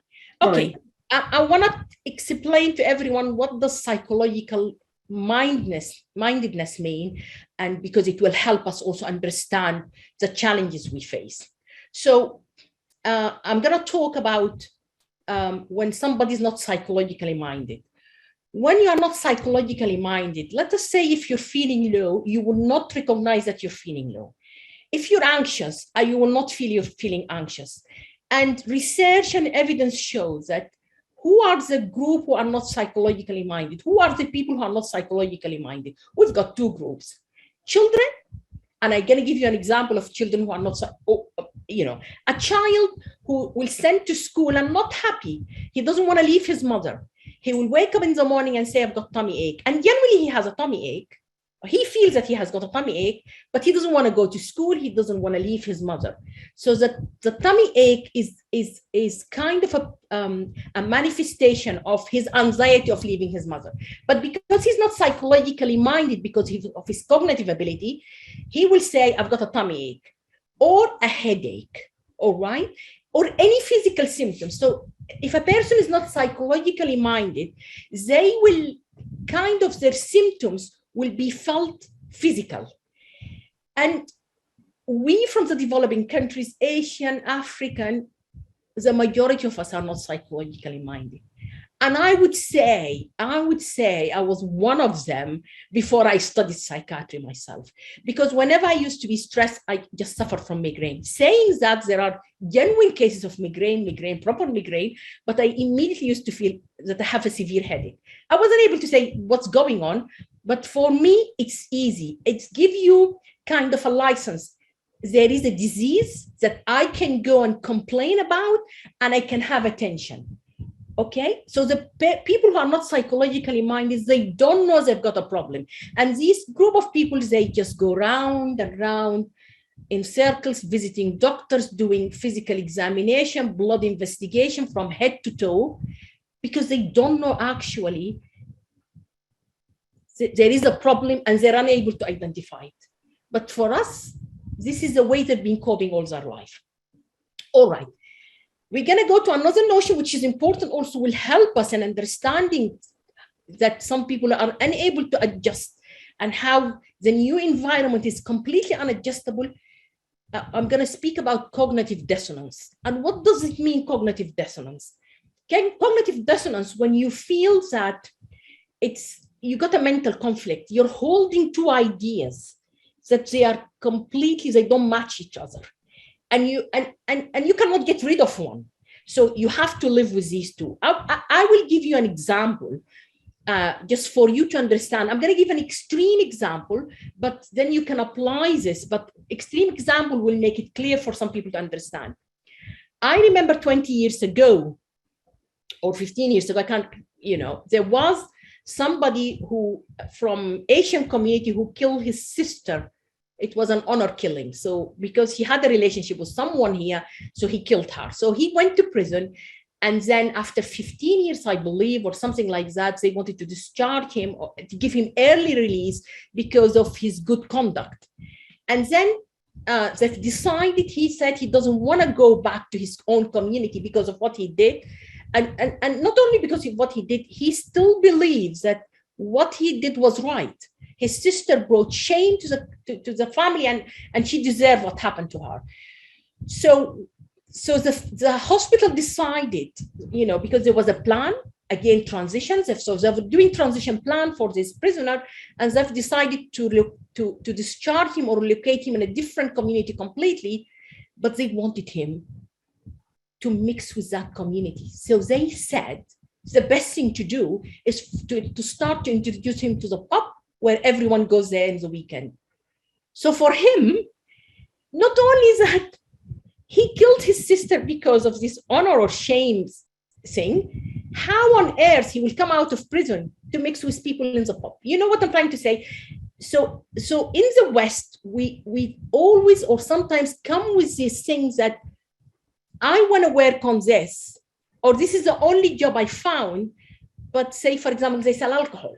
For example, I'm giving extreme example. Or I want to work on this research, but they sponsor my enemies.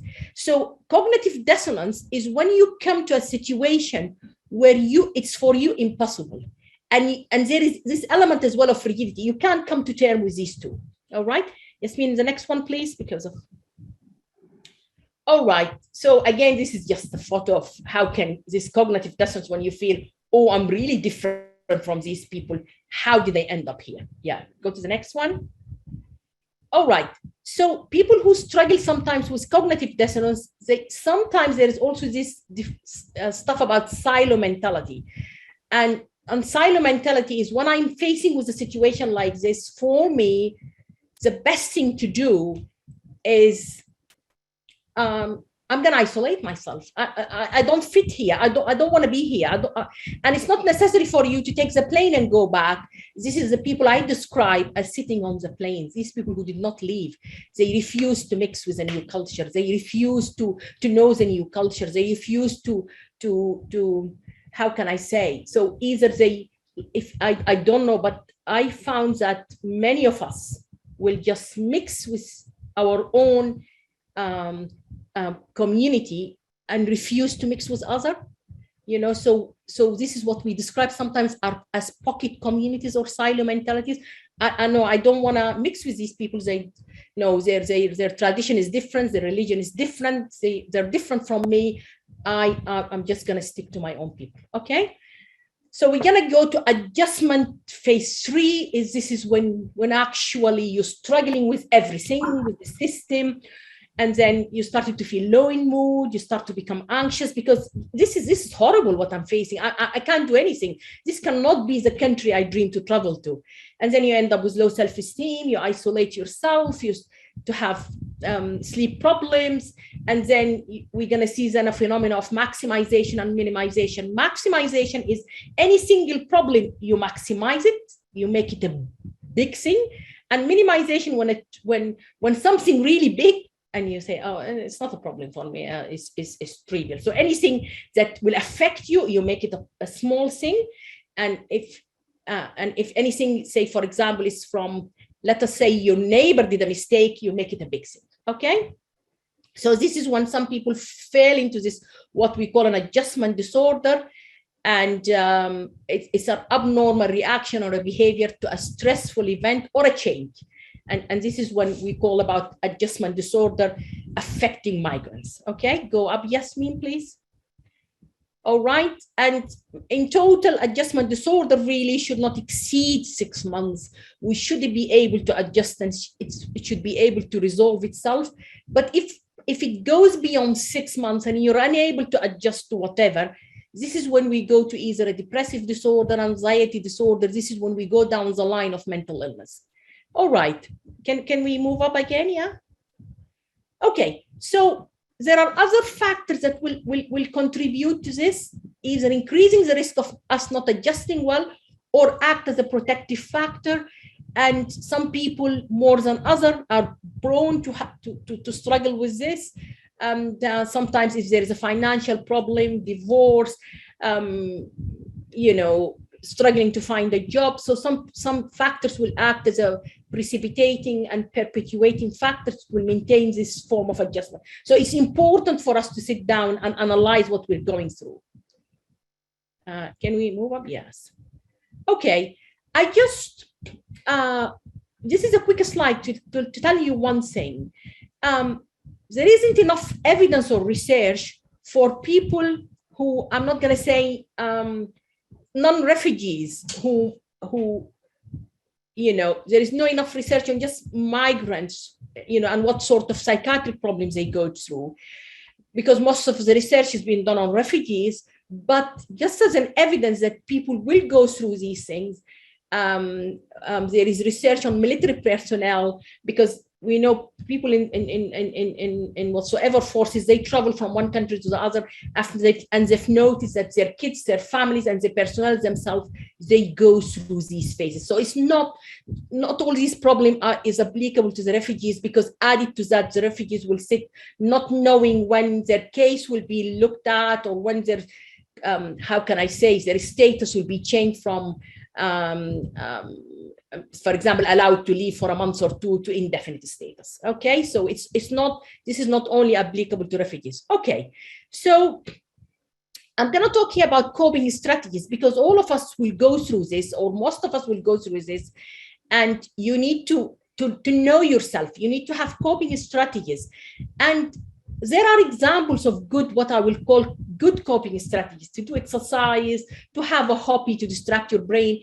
If you believe that the religion will give you ease and will give you peace, you know, you invest in that. You speak to a friend, you work, you travel. I cannot tell you what is your coping strategy, but what is my advice here? Some people, by the way, will eat too much. This is their coping strategy. It's a maladaptive. It's not good. And some people won't eat and will develop, say, for example, anorexia.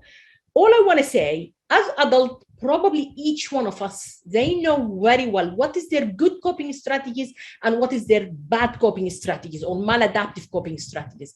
But those of you who have children, please try to invest in good coping strategies in your child, because this is life. So we need to teach our children good stuff, that they will resort to these good things when they are under stress. For us, we have to stick to whatever, even if we have to ring a friend and talk endlessly.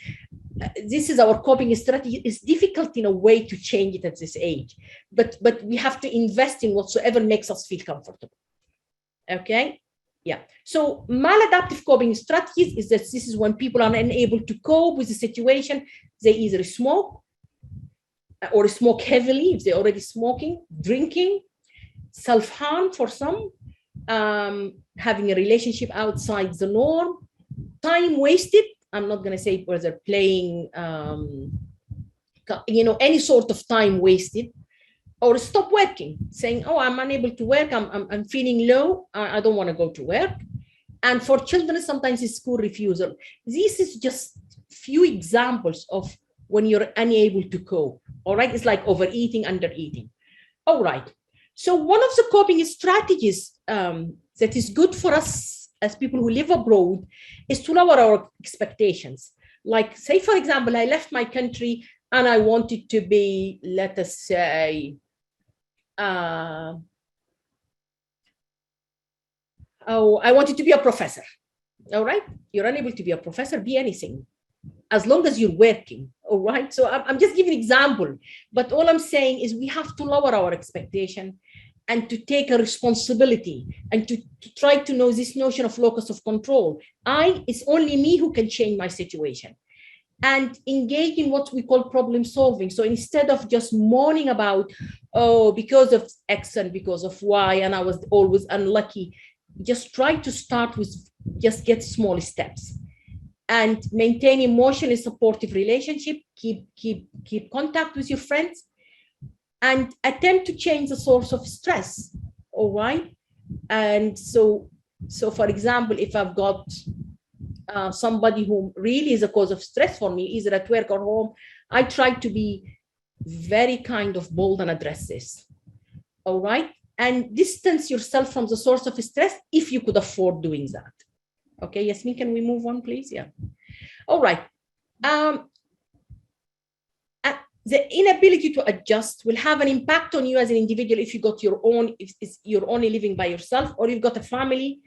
And in families, when, say, for example, the head of the family is distressed or unable to cope or collapse, completely unable to work, we find sometimes role reversal. All right. Say the mother will be, running everything, or vice versa. By the way, I'm not really into this role of a mother, role of a father. I believe we all share this. Parentification, when a child is starting to notice that his dad is not doing well, or his mother is not doing well, and they start to take the role of the parent for the other kids. it's a positive thing and it's a negative thing as well. And sometimes there will be separation from the family, like problems start, and then the mother will live with 2 children, the father will take one, or whatsoever will happen. Some people end up in divorce. That is another kind of a consequences of all this, and inability to adjust if somebody's stopping working or unable to work, or there is no job to do. And sometimes we find what we call high express emotions, and this is when the family start arguing and start to take sides and start to accuse, and these are the toxic kind of thing that will affect the kids. Or if somebody has no family, say, for example, migrated alone, and the family is say abroad, and he's finding himself struggling to get a job, struggling to improve his status. So there will be no family because he's unable to bring his family. All right. So the ongoing challenges, even for the people who settled already, that this is my culture versus the culture of the new land. And listening to Dr. Nureldin, it's really, I loved what he said about if you want to be part of this revolution, start with yourself, really. نحن مرات بنتعامل نحن السودانيين كأننا شعب الله المختار، يعني كل الصفات الجميلة فينا fair enough, but still عندنا عيوبنا. يعني بنقول نحن الكرم حقنا والأخلاق حقتنا ونحن لطيفين ونحن لا لا لا لا لا.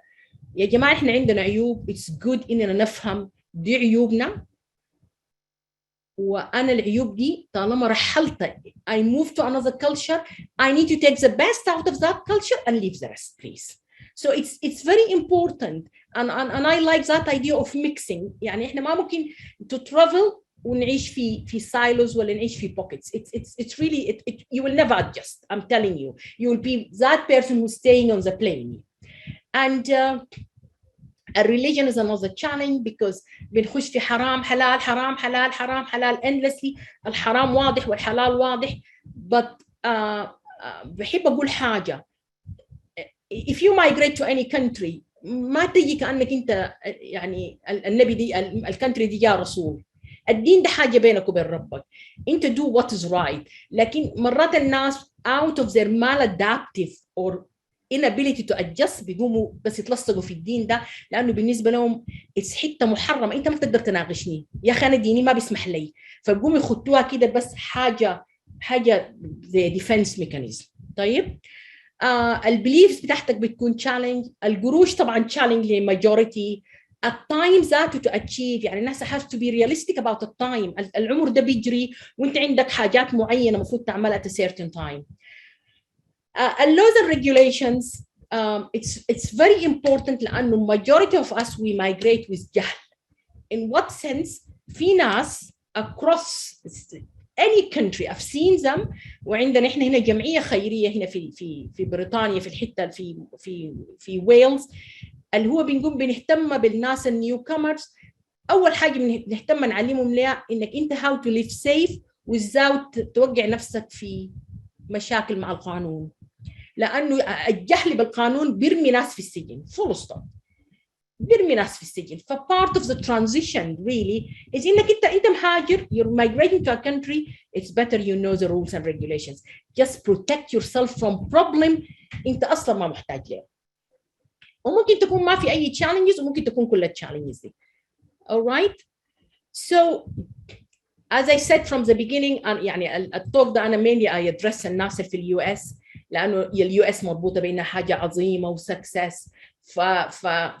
this is I love this quote. What is the secret of success? Right decisions. How do you make right decisions? By experience. And how do you gain experience? By doing wrong decisions. There is يعني ما في عيب من إن نحن نغلط ونصلح ونغلط ونقوم. يعني the beauty about the West إنه الإنسان اللي بيغلط هنا ما بشمعوه. أنت بتغلط وبتجيف على حيلك وبتحتذر وبتقول أنا يا جماعة عارف غلطي وبتواصل وبيعظموك. لكن لما تغلط وتكذب وتصير على غلطك دي هنا الحاجة القبيحة. Okay, finally في عندنا our views of success والreal success. Our views of success أنا لاحظت إنه الcomparison. أنا ولدي دخل هنا، ولد فلان دخل الحمد لله أنا ماشية كويس. بتدي عرسة فلان وصاحبتي دي عرسة فلان، الحمد لله إحنا الحمد لله we're doing very well. من ما الكومباريزون دي تختلى بنقوم مرات حتى الزول عارف يعني، لكن إحنا بنقول حتى الناس إحنا we feel we succeeded. يتخيلوا من المسكينة ولدها ما دخل جامعة، بتصدقوا يعني ما إحنا الكومباريزون دي هتقتلنا. I believe everyone got his own equation. و I believe a real success إن كل زول يركز في روحه و get rid of عيوبك و leave the other, leave the comparison. دي كل زول ربنا خلقه different، وربنا خلق أصابع يدينا الواحدة دي different. فبليز قصة الكومباريزون دي عشان أنت تعرف نفسك you succeeded ولا لا، I don't think it's right. بعدين try to fit in في new communities دي. Okay? And success, as I said, is measured with different measures. So the road to success, to finish off, is acceptance. You have to accept وضعك. You have to accept الكتب لك الله. Not to كتب وتتليس يعني تقعد كده، لا. You have to accept إنك أنت دي المعطيات الإيكويشن حقتي I have to move on. وبعدين انت اذا مستقي في فيز معينه go through this phase again. شوف انت غلطك وين، غلطتك وين. ما في زول ما بيغلط، الحياه دي من غير غلطه ما عندها طعم. كويس؟ وخد لروحك small target و work on a small target، ولما انت تنجح في السمول تارجت ده قول this is your success. كويس؟ find for yourself your locus of control. ما ممكن اللوكس of control يعني يكون external. try to find that و set a plan for yourself. وبقول هنا للمنظمة هنا يلا المسج حقتي إنه الناس السيتلد والناس اللي بتفتكر نفسها نجحت ربنا يوفقها، لكن حق الرول بتاعنا زي ما بروف ياسمين قالت إنه جزء من الأيم بتاعت الأورجنايزيشن دي إنه نساعد الناس. بلا مساعدة الناس إحنا ما في طعم ذاته لأي نجاح، ما في طعم ذاته لأي حاجة. أنت متجدد، أنت المشاكل اللي مريت بها ما تدسها، لأن إحنا عندنا دكتوراه في الدس، لا أمورنا طيبة ما عندنا شيء. قول للناس، قول يا جماعة أنا جيت مريت بالمشكلة دي how can I help you. Okay, thank you very much.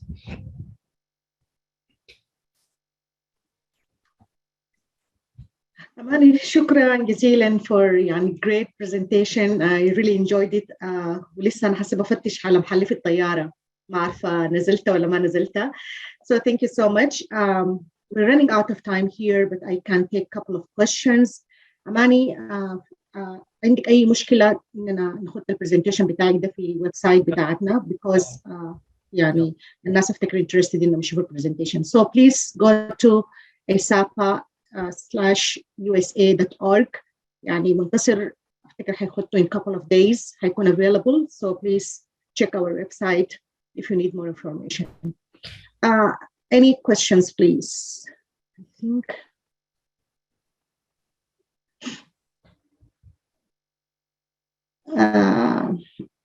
I don't see anybody who raised hand. I think somebody wrote on the Q&A. Are you able to see the Amani? I will just. No, I don't have Q. Can you read it out for me, please?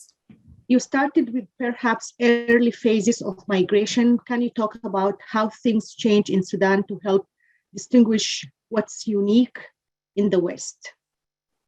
The new generation is different. What are parents going through in Sudan? That's specifically for people who left Sudan, say 15 to 30 years ago, but may never went back. And now their children are 15 to 17 years old, about 90% westernized. So, sorry. So what do you think about this group of people who left Sudan so early and they have their children right now? And I think they are talking about something about addiction, suicide, drug usage, different types. And so what's your 2 cents here? شكرا. Thank you for the question. The question is another presentation by itself. لكن احنا ممكن بنتكلم عن first generation versus second generation. المشاكل اللي بتقابل اليوث is something completely different. As I said, يعني adjust to the unadjustable. We could every topic could be a presentation by itself. But I just felt, when I was asked to present, it's just there are certain things that we're struggling with from the word go, like again, locus of control, transition by itself, psychological mindedness, silence mentality. I'm more than happy whenever I got a chance to speak about problems that the second generation of immigrants, لأنه هم يعني for example احنا عندنا في research evidence proves that انه نحن first generation we do not experience racism. يعني يقول لك انت white, black, brown, orange، ده كله بيخش من هنا بيطلع من هنا، لانه جايين بايدنتيتي. اولادنا هم اللي زي struggle، يعني second generation on top of what يمكن ما عندهم البروبلمز بتاعت to adjust لانهم already في السيستم، لكن بالمناسبه زي experience racism. And that's why when I said you have to choose the school, I love areas where it's cosmopolitan as much as we can، لأنه أولادنا ديل عندهم different زي ما بقولوا الإيكويشن بتاعتهم مختلفة. I hope إنه شوية كده جاوبت حاجة. Montasir, are you there? Yes, I am. Can you add Wissal? Yes, please. Sure. Yeah. Go ahead, Wissal. Okay, hi everyone. I'm Wissal Ahmed. I'm a Master of Public Health student at Purdue University College of Health and Human Sciences. Thank you for everyone for letting me comment today. Actually, I am going to talk about a practicum I did at Purdue last year. And today, especially after COVID, one of the most challenging situations Sudanese families face is mental and psychological illnesses. Stigma and shame about mental illness prevents many families from seeking help, especially when the sick ones are refusing medical help. Since drug use or drug abuse lead to mental illness, we need to educate families how to detect drug use and increase awareness to prevent drug use at an earlier age, and how to deal with a family member who is using drugs. I did the practicum last year under the supervision of Dr. Sudanese-American. Thank you. And I think she's with us here attending, and she can comment if she wants. And part of the practicum, we did the intervention for the mental health for Sudanese-American youth. And now, with the help of Dr. Bakri and Dina Ahmed, who started working on the proposal, Iman Habbani, who did a survey, and myself, we're applying for a grant, and we're hoping to get an outcomes to increase the number of quality of engagement with youth and families in these communities, and expand mental health awareness among Sudanese diaspora communities through social media and program education sessions, bolster partnership with mental professionals, Sudanese, hopefully, and community members who are interested to create more integrated program for immigrants and first generation Sudanese-Americans in their communities and universities. And further to develop youth mental health programs that include cultural heritage, religious background, and the implications of identity issues and the impact on youth mental health. Currently, we are organizing at organizing stage. So we are inviting for audience, and if anyone is interested to contribute to this program, we would love to hear from you. I'm going to leave my information at the comments. And also, I would like to introduce Linda Hamza. She's a licensed social worker and board-approved supervisor. She's a founder of NIA Counseling PLLC at Dallas, Texas. This is where we're going to start our pilot project, and hopefully we're going to expand to other cities that has large Sudanese population. And I let Linda talk if she's here to comment and tell you what she does. And thank you. Wissal, thank you. We don't have extra time. Lakin, I want to just mention, our idea about this session today is that it's going to be a seed for probably a full conference. on these subjects. So we're going to welcome your participation and all of your team members. Please keep in touch, sign up on our website so that you receive notifications, and we'll be happy to work with you. شكرا منتصر، شكرا أماني وصال. Our next sessions is on estate planning basics for everyone. معانا أستاذ محمد أحمد عوادلجيد، مستشار اقتصادي ومالي، حاليا VP with Wells Fargo. أستاذ محمد خريج حنتوب الثانوية، حاصل على درجة البكالوريوس من جامعة صنعاء، اقتصاد وعلوم سياسية، ماجستير في الاقتصاد وإدارة الأعمال من جامعة ويكيتا، صح؟ أوكي. From Kansas.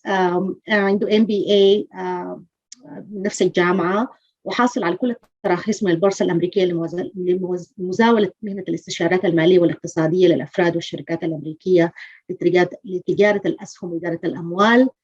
تفضل يا أستاذ محمد، ومرحب بك مرة ثانية في ASAPA. أهلا بك دكتورة ياسمين، وتحية لك ولدكتورة أماني، وكذلك الأخ منتصر، وتحية لدكتور صلاح أبو حسين على الدعوة. والله أنا سعيد جدا أكون بيناتكم. أعذروني, after 30 years of dealing with numbers, I have to put my glasses on. I just want to take this opportunity, take maybe 10 seconds. الرحمة والمغفرة لشهداء وطننا الحبيب، ونتمنى بإذن الله تعالى غد مشرق.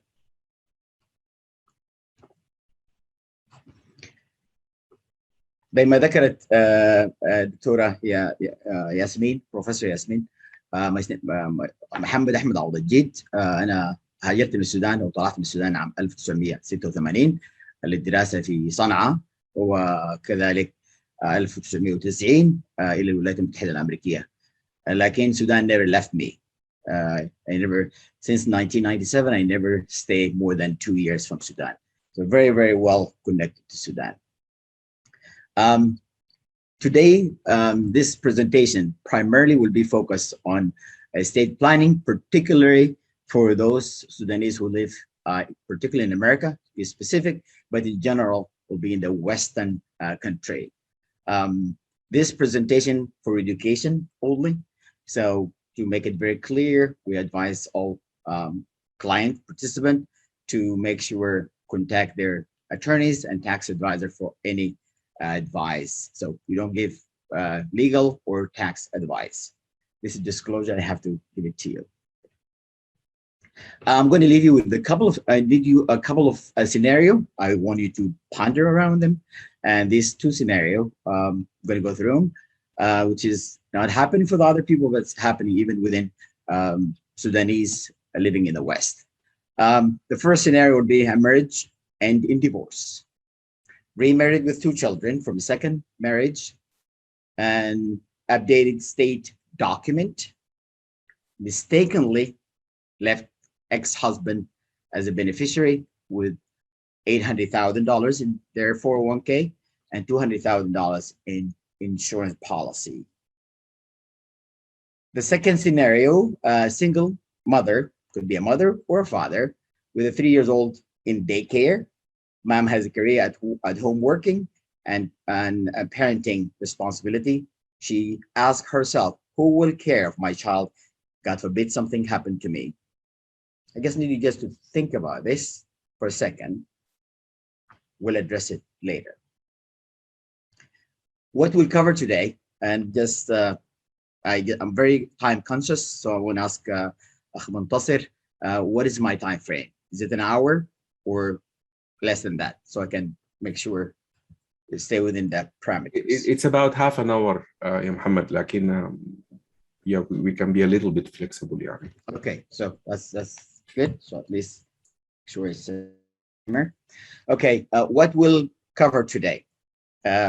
One would be 5 basic state planning document. Name would be key. People that we need to name those documents, and then important assets, things, and titling and beneficiary designation. And this is really in the Western.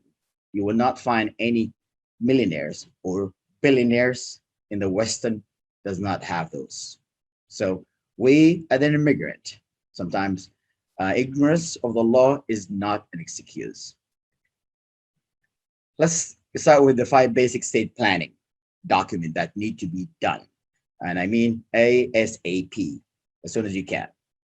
If one chart I need you to focus on, if you can take away anything, this is a chart I need you to take away with you. Been here for 32 years, I've seen it all. Start with the will. What's the will? بالعربي عندنا طبعا بنقول عليها الوصية. The will, which is Islamically, we have to have a will. This is really obligatory. In the Western, it is absolutely recommended to have it. Basically, with the will will provide direction about who receive your property after death. Executor to pay final expense, pay taxes, and distribute property. Let you appoint a guardian for your minor, and should include ongoing trust if you have minor children. This is basically the will. We'll see. Something happened to me today.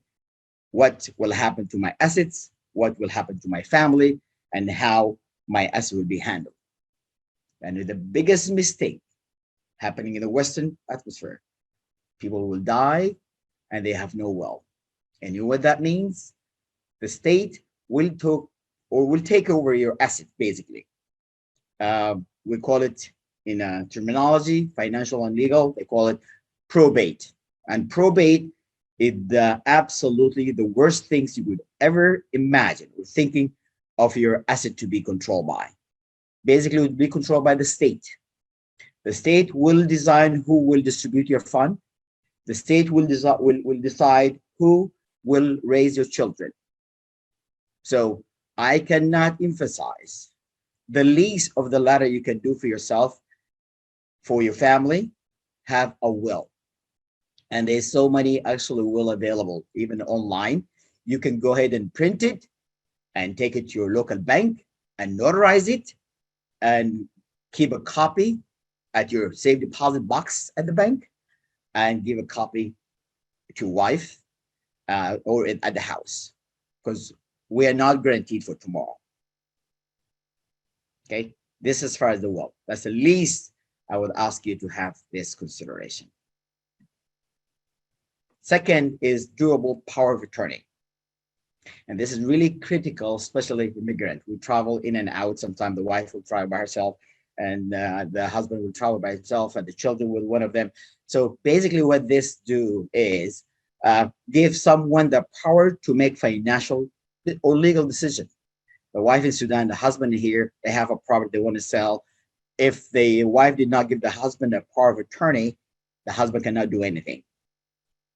Sometimes if the wife does not have power of attorney, she cannot travel with the kids. Moving funds from one to another bank, if there's no joint or they have no power of attorney, they cannot do anything. So it's very, very important. Make life easier, very convenient when you have a power of attorney. Could be immediately effective, only effective in the event of incapacity. God forbid you have an accident, you cannot do anything. If the wife does not have power of attorney, she cannot make decision. So it's critical. So we have to, if we cannot predict what's going to happen tomorrow, at least we need to be ready for tomorrow. So let's also let you give the power to someone whom you have complete trust.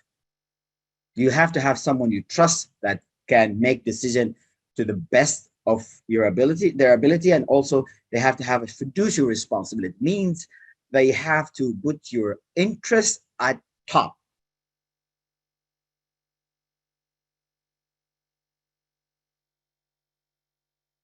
And that's what durable power, name, and contingent beneficiary or agent. And then we have power of attorney for healthcare. So many people literally overlook it. Will end up in a accident, in a coma. If you don't have a power of attorney for health, nobody can make decision for you. So give someone the power to make medical and healthcare decision for you in case you are not able. And I'm sure the doctor on this conference, they can testify. So many people, they have to struggle to find somebody who can make a decision for them.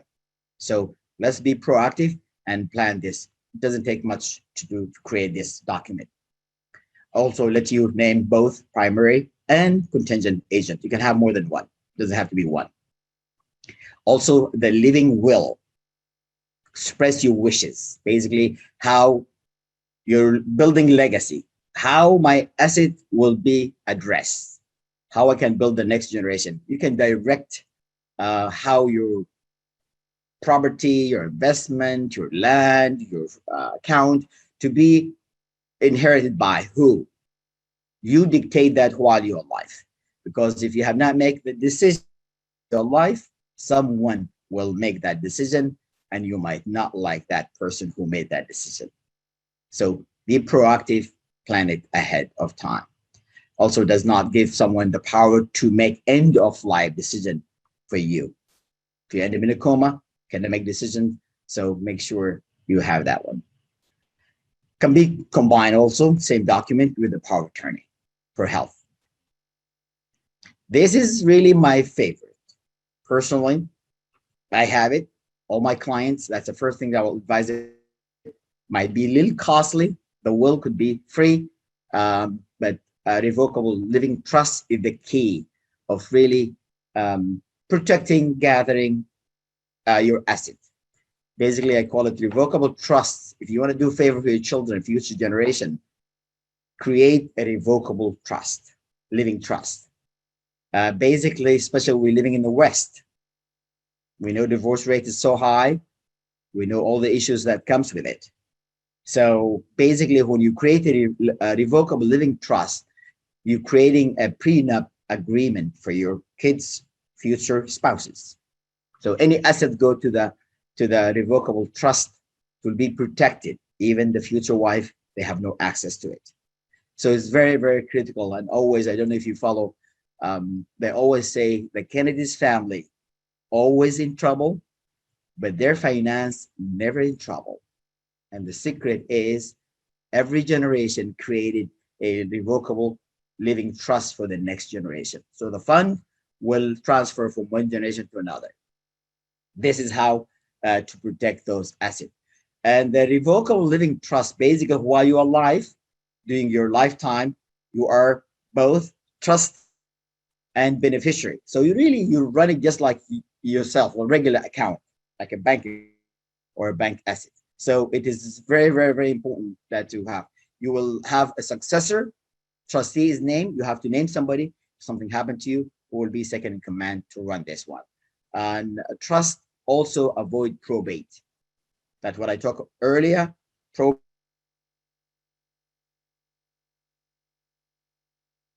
Don't have somebody it will take over your asset, and then we'll go for probate. Probate means, let's say you have $100,000 in your estate and you die and you don't have a beneficiary or trust. The state will freeze that asset, will hire an attorney to oversee that asset until the family decide who the real beneficiary and how they distribute that fund. And that attorney is not free. An average of $300 an hour.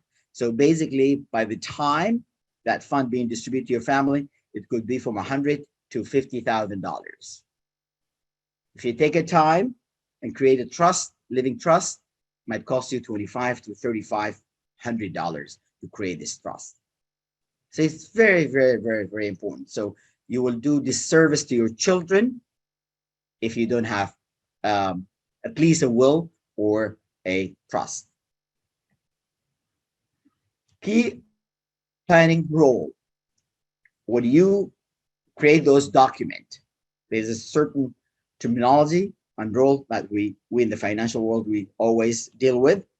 An executor, a guardian, agent, DPOA, which is power attorneys, and then agent healthcare and trustee.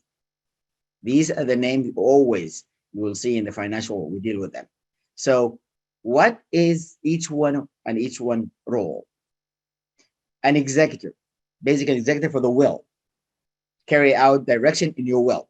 Appointed, must be confirmed by the or probate court. So the executor will not do anything until the court designate that individual to do that. Only control property subject to probate. The property that the court hold it, that's all the thing will be controlled by this person. Also called personal representative in some states. And it varies from state to another. Guardian, which is very, very, especially with those with young children, is very, very crucial. If you have a children between 1 and 18, absolutely. Living in the West, I recommend highly, make sure you have a guardian to your children, because you have no idea where they're going to end up. God forbid something happened to you or your loved one. So you need to have your absolute document in order. Make sure, name somebody. Somebody happened to me today. I want my children to be cared by so and so. So have that document. It is crucial. And then also this point becomes effective only if both parents dies. So if the husband died and the wife still living, of course, the wife will have complete control for children. And the wife dies, the husband still living, husband have complete control of children, but God forbid both die, then is absolutely critical in this case. So you never know. So plan ahead. Having a will is the only way to name a guardian for your children. If you don't have a will, you can't say verbally, hey, I want so and so to be the guardian for my child if I die. Court will not accept that. You have to have it documented. As I say, we need to really switch from back home mentality, which is you're living among your family and your village or your city. So they know at least the worst or khal or jad they will carry it. But we're living in the West. You might have a neighbor that you never know. So it's absolutely, please plan ahead and make sure you have to protect not just yourself, your next generation. Agent basically has the authority to make financial and legal decisions for you in case something happened to you or you cannot make a decisions. And then must act slowly for your benefit. As I mentioned earlier, they have to have 100% fiduciary responsibility toward your objective and your goal, and you have to have your interest at heart. So if they're not, then you need to find somebody else. Because the key is trust, and trust. If you don't trust them, do not name them. Also, we call them attorney in fact. Okay, and then agent for health, that exactly specific for health reason. Name. And then, of course, the trustee, which is really when you have a revocable living trust. Because the trust, we have two types of trust. There's a revocable living trust, and there's an irrevocable living trust. The revocable living trust is the trust that you control while you're alive. You're alive, you do whatever you want to do. And you can change the beneficiary, you can change the trustee. If you're going to add somebody to you, let's see you divorce, you can revive that trust, change, or children, you can change it as well while you're living. But the minute you die, it will become irrevocable. Means whatever strategy, whatever plan that you have in that document cannot be switched, and it cannot be changed. So permanently. So a trustee can only manage property owned by the trust. So when you die, the trustee coming behind you will manage whatever in the trust. Outside the trust, they cannot do anything with it. Excuse my burp, you can hear it in the back, so it's very excited. After your death, the successor trustee carry out your direction, your wish, your direction, and what you plan with your assets and your wealth in general. Some trustee exit for a short period, just long enough to distribute all the assets in your trust, and some trusts could continue for a long, long time. And then when you go to the importance of asset titling and beneficiary designation, which is very, very, very critical. This is for section here, individual name versus probate, revocable trust living, and then beneficiary designations and joint tendency into survivors. If you look at the bottom of this chart,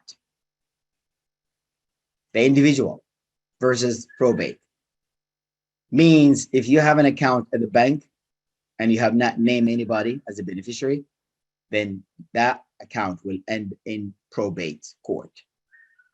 So never name something on you only without having somebody. And the beneficiary, they have no access to your account, and they have no, while you're living, but God forbid something happened to you, that person need to be named. And sadly, we have so many cases that individuals have an account with bank, they have no joint, they have nobody named, and then the bank will freeze the asset, then transfer to the state, and the state finally find those funds. And if they find their beneficiary to be distributed, by that time, the money is completely depleted. So one simple step, make sure if you have any account at the bank, make sure name a beneficiary. If you have a car, make sure you have somebody as a beneficiary in your car.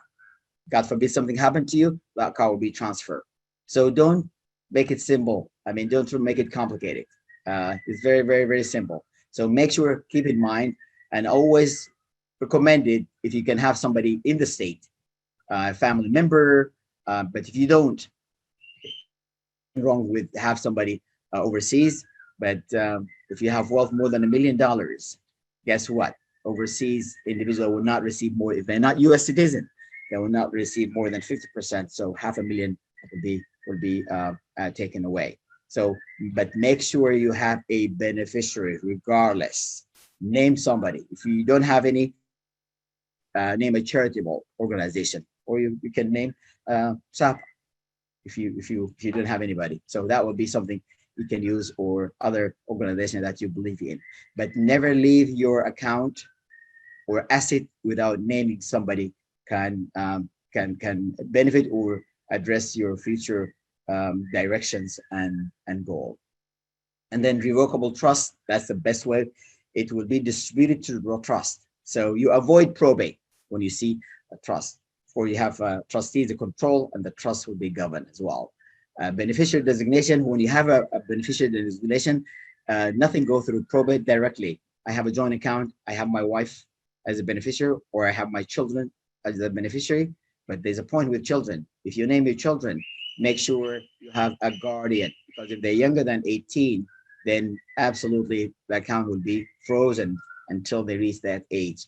But at this time, you can name a conservator, or you can name a guardian to do that. So that's very, very, very important. Joint tenancy. So basically, you and your wife join an account. God forbid something happened to you, automatically the account will be transferred to the wife with no questions. So these are really the four channels that how account in the Western setup and how. So if you can take one thing away, have beneficiary always in your mind. And as long as I said beneficiary, means they have no access to your fund, they cannot control your fund, they cannot do with it. The only time they will receive a call from the bank, God forbid something happened to you, they don't even know how much you have in your account. You might make it a surprise. Assets that generally have beneficiary designations, these dealing with the investments, and what asset that usually would put on the trust or into a channel has to have some beneficiaries, and make sure at the trust or just individual beneficiary. Retirement plan, traditional IRA, which is a retirement also for individual that does not, their company does not provide a retirement plan. There's several retirement plan type. That would be a different discussions, a different time. Roth IRA, also another type of estate planning or retirement account that you can set up through your employer, or you can set up at yourself, and that also makes sure you have a beneficiary assigned for that one. Life insurance, and as we said earlier, the two scenario, two scenario. The first one, a husband that divorced, remarried, and have 2 children. He has $800,000 into 401k and $200 in life insurance. And he forgot to put his new wife as a beneficiary, or even his children, and he died. Can you imagine? Guess who the to? Any suggestion? The fund went to his ex-wife. Okay. So this is, I bet you he will not be happy with that. So make sure any changes in your life, change your document as you go. That's why really, as a financial consultant or financial advisor, in an annual basis, we deal with our clients. The first thing we will, when we do our annual reviews, what changes in your life, make sure all the document has been changes. That's in a regular, make it in an annual basis.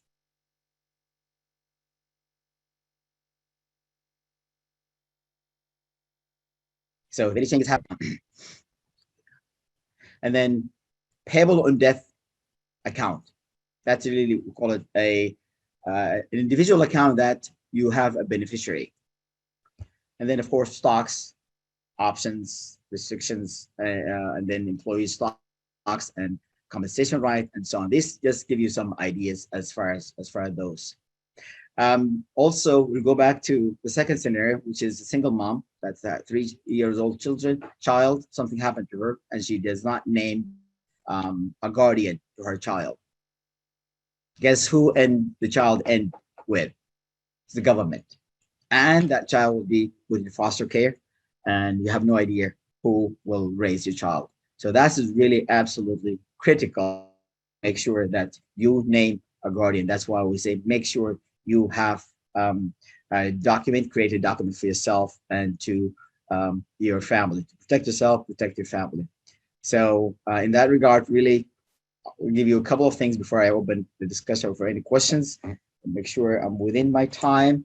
But also, I'm going to let you, these 2 things really, I want you to take it and think about it and ponder on it.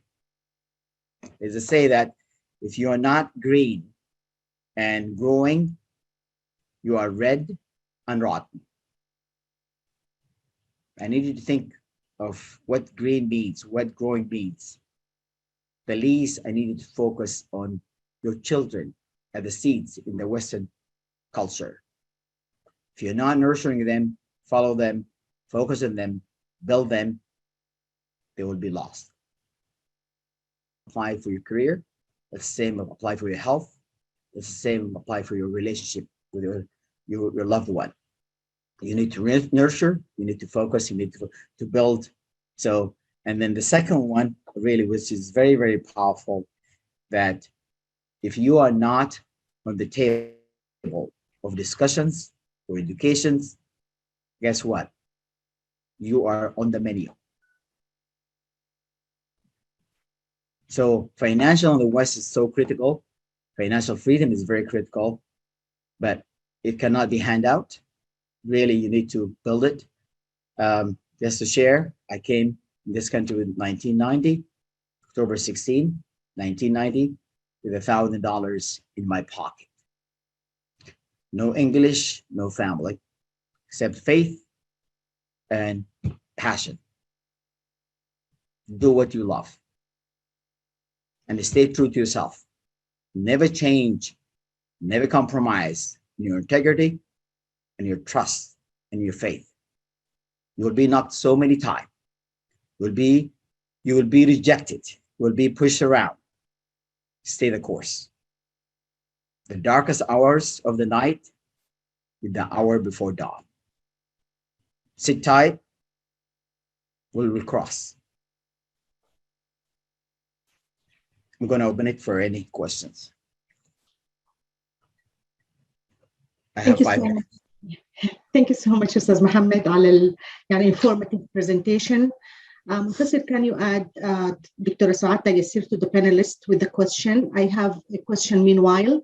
So, Ustaz Mohamed, do we need to have an attorney or lawyer to do our wills, or trust, or we can just notarize it? This is my first question. The second one, هل في أي واحد من أنواع الترست دي irreversible يعني once I do it خلاص يعني while I'm living ولا أي حاجة I can change it? That's a great question. First of all, as far as the will, you don't need to go to an attorney, but you will have to notarize it to make sure nobody can challenge it. But the will be challenged regardless, sometimes in court. So that's why personally, my preference is the trust. The second question, as far as the trust, yes, there's two types of trust. There's a revocable trust, means you can change it, you can amend it, you can update it while you're living. But the minute you die, God forbid, then it's become irreversible, irrevocable. Any plan or the direction, decision you made without trust, you're going to stay the same way.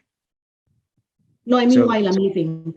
While you're living, I recommend while you're living, do a revocable living trust. Revocable.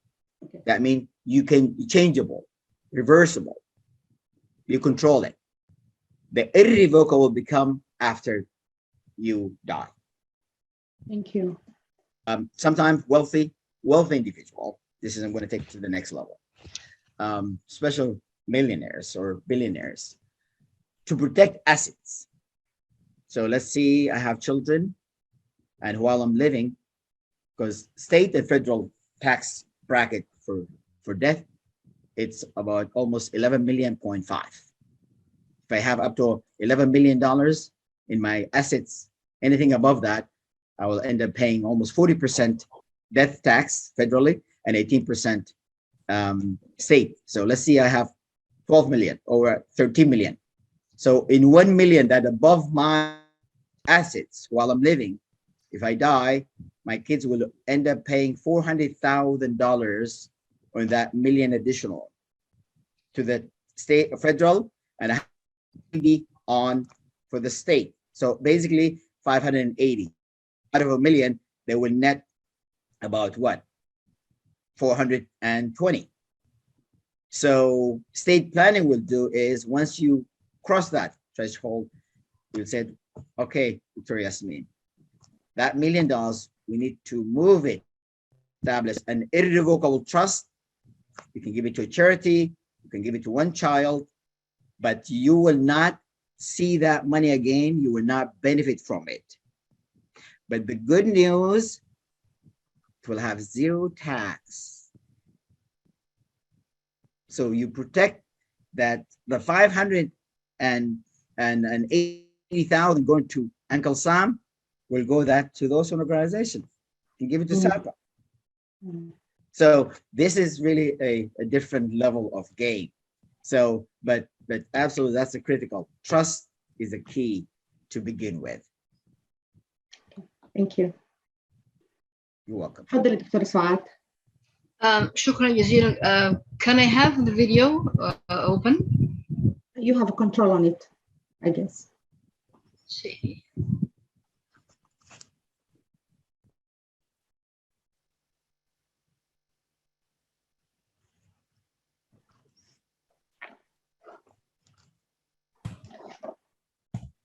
Dr. Saad, can you start asking the question because we are over time by 3 minutes.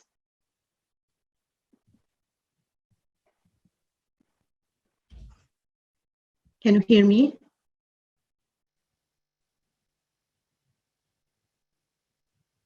Ustaz Mohammad, can you stop sharing, please? Stop sharing? Yes, stop sharing, please. Okay. Let's go ahead and close it. Dr. Saad, if you are still there, can you ask your question, please? We are over time. I think you can go to the next, Yasmin, if you would like. Okay. Saad, we can hold your question to the end if we have time. Thank you so much. Okay, so our next presentation is on navigating the education system in the US. We have 4 panelists. We have Ustaz Samah, Salman. Yasmin, I have been, maybe I didn't know that I was muted. I said my question. Can I say it again? I was talking for the past 2 minutes. I did not know that I was muted. Okay, please go ahead. Okay. I'll just say that again. Thank you very much indeed, everybody, and for the great conference, Dr. Montasir, Dr. Yasmin.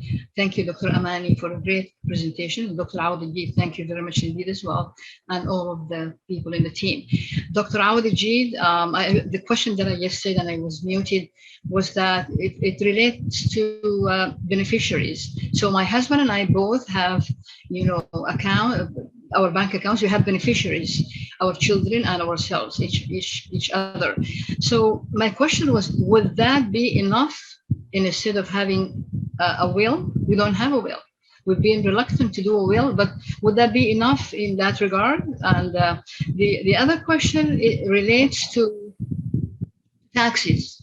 And for example, we had a home and we bought a new home and we tried to invest in the old home and we rented it. But when we began receiving taxes for the rental, we didn't know there was a huge, taxes, that eventually we had to just sell the home. So was there any way to avoid those if you want to invest in renting a house? And in addition to the first question, thank you very much indeed. Thank you for the great questions. First, just to remind you, there's two things in this country you cannot avoid, which is taxes and death. Okay, there's so many ways you can plan to taxes, minimize taxes, but you're never going to avoid taxes. But with the right planning, right advisors, you'll be able to manage. That's why, believe it or not, wealthy individual in this country, they pay fraction of the taxes that ordinary people pay. I don't know if you heard the say of, he said, my secretary pay higher tax than me. He's a billionaire. How would that happen? Poor secretary, she make over $150,000 high tax bracket, and he make over, as far as income, he take $1 salary, but he take 99% of his income, stocks, dividends. And the stock dividend, of course, used to be between 15 and 20%. And his secretary pay almost 35% taxes. We call it planning. So as far as taxes, I will definitely advise you to consult with your CPA or whoever does your taxes. Yes, there's so many ways that you can do a 1031 exchange. Sometimes you bought a house with $100,000, the house appreciated to $200,000, and you sold it. You have 35 days. If you go ahead and find another property and roll that money in, you don't pay no taxes. But if you don't, you will, of course. But I will advise you to check with your CPA for taxes. Back to your will. Yes, if you and your husband join account, automatically you will inherit 10% if something, God forbid, happened to him, or he will inherit you if something happened to you. And you said you have children. Hopefully, if they're 18 plus, then that would be a wise thing. Something happened to both of you, the money will be transferred automatically. So you will avoid any probate. So basically, your son or your daughter have to take just a death certificate to the bank. Tell them, sorry, here's the death certificate. I want you to disperse this fund. They will disperse it, no question, no fees. Ask. So it's very, very important. But I cannot emphasize enough of a trust, but the least the will. The will be for your house, will be for your car, will be for your retirement. Make sure those all, if you can have a deed was deeded to your children, if something happened to you, you don't have to have a will. If you have your car being entitled to go to your children, it's not a will. If your 401k, retirement plan, you name them as a contingent. In 401k, usually what I recommend, you will be the owner, your husband will be the beneficiary, your kids will be contingent beneficiary. Contingent means something happened to both of you, automatically the fund will be transferred. But that really sometimes is very, very time consuming to go each account. The will combine everything, or the trust actually will combine everything. The will also will cover some of those bases. So emphasize enough. The least you can have a will, even for your health, or for if anything happened. But it's good to have it. Just peace of mind. But that's great. Thank you. Thank you very much indeed. Thank you so much. I would like to welcome Ustaz Samah Salman, Engineer Mohamed Tahir, Professor Montasir Abbas, and Professor Khalafalla Bushara. Let's start your session, introduce yourself, and take it from there. Thank you so much. Thank you very much, Yasmin. Just before we start the session, I just want to thank Mohammad for all these very informative session. And you have a bird, and you have so many interests. I feel like I need to be friends with you. So I'm not gonna let you get away. Thank you so much. It's really appreciated. Marhab. You'll be surprised. I have ranch and cows, so absolutely, you're welcome anytime. So all of you guys invited. Can you leave your contacts on the chat, please, Mr. Mohamed? I'm sorry. Can you write your contacts on the chat, please? I think on my presentation they should have. I have a direct line, so if I have any, but I will give my private line to Montasir, inshallah, and we'll keep in touch. But I really appreciate it. It's an honor to be with you today, and wish you all the best. Thank you. Thank you. So, Yasmin, how do you want to start? Which one do you want to go first? Or? I would like to start with you, Montasir, just to give a brief introduction, and then you can choose your next one. Okay. All right. Thank you. So again, this is going to be a very informative session as well, but it is focused on navigating the education system in the US. أنا هتكلم بالعربي بالأول at least لأنه شايف واحدة من الكومنتس إنه لو تكلمنا بالعربي يكون. فالفكرة عموما إنه عندنا اثنين في البانل ناجحين جدا ما شاء الله في حياتهم، وجو من different يعني جو من حتات مختلفة وشغل مختلف وجامعات مختلفة وكده.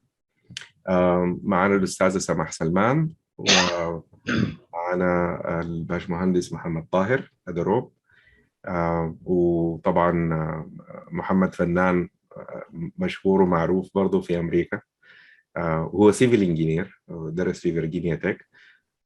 الظاهر إنه السيفل انجينيرز بيحبوا يغنوا somehow ما عارف ليه. ومعنا بروفيسور خلافalla بوشارة من السبلاي سايد، لأنه يعني عنده خبرة مع الأكسبتنس بتاع الميديكال ستودنتس، وأنا من الهندسة المدنية وبرضه بروفيسور في فيرجينيا تك، فكنت الكوردينيتور للبروجرام حقنا، كنت المشرف في فترة من الفترات، وبرضه حسي بعمل ادفايزنج للطلبة الاندر جرادويت. فالبعض مننا عندهم باوربوينت، I think الناس maybe ما كل زول جاي باوربوينت، لكن how about we start من على حسب الترتيب في البرنامج. نبدأ بأستاذة سماح، وعندي السلايد حقتك يا سماح، I can share من هنا.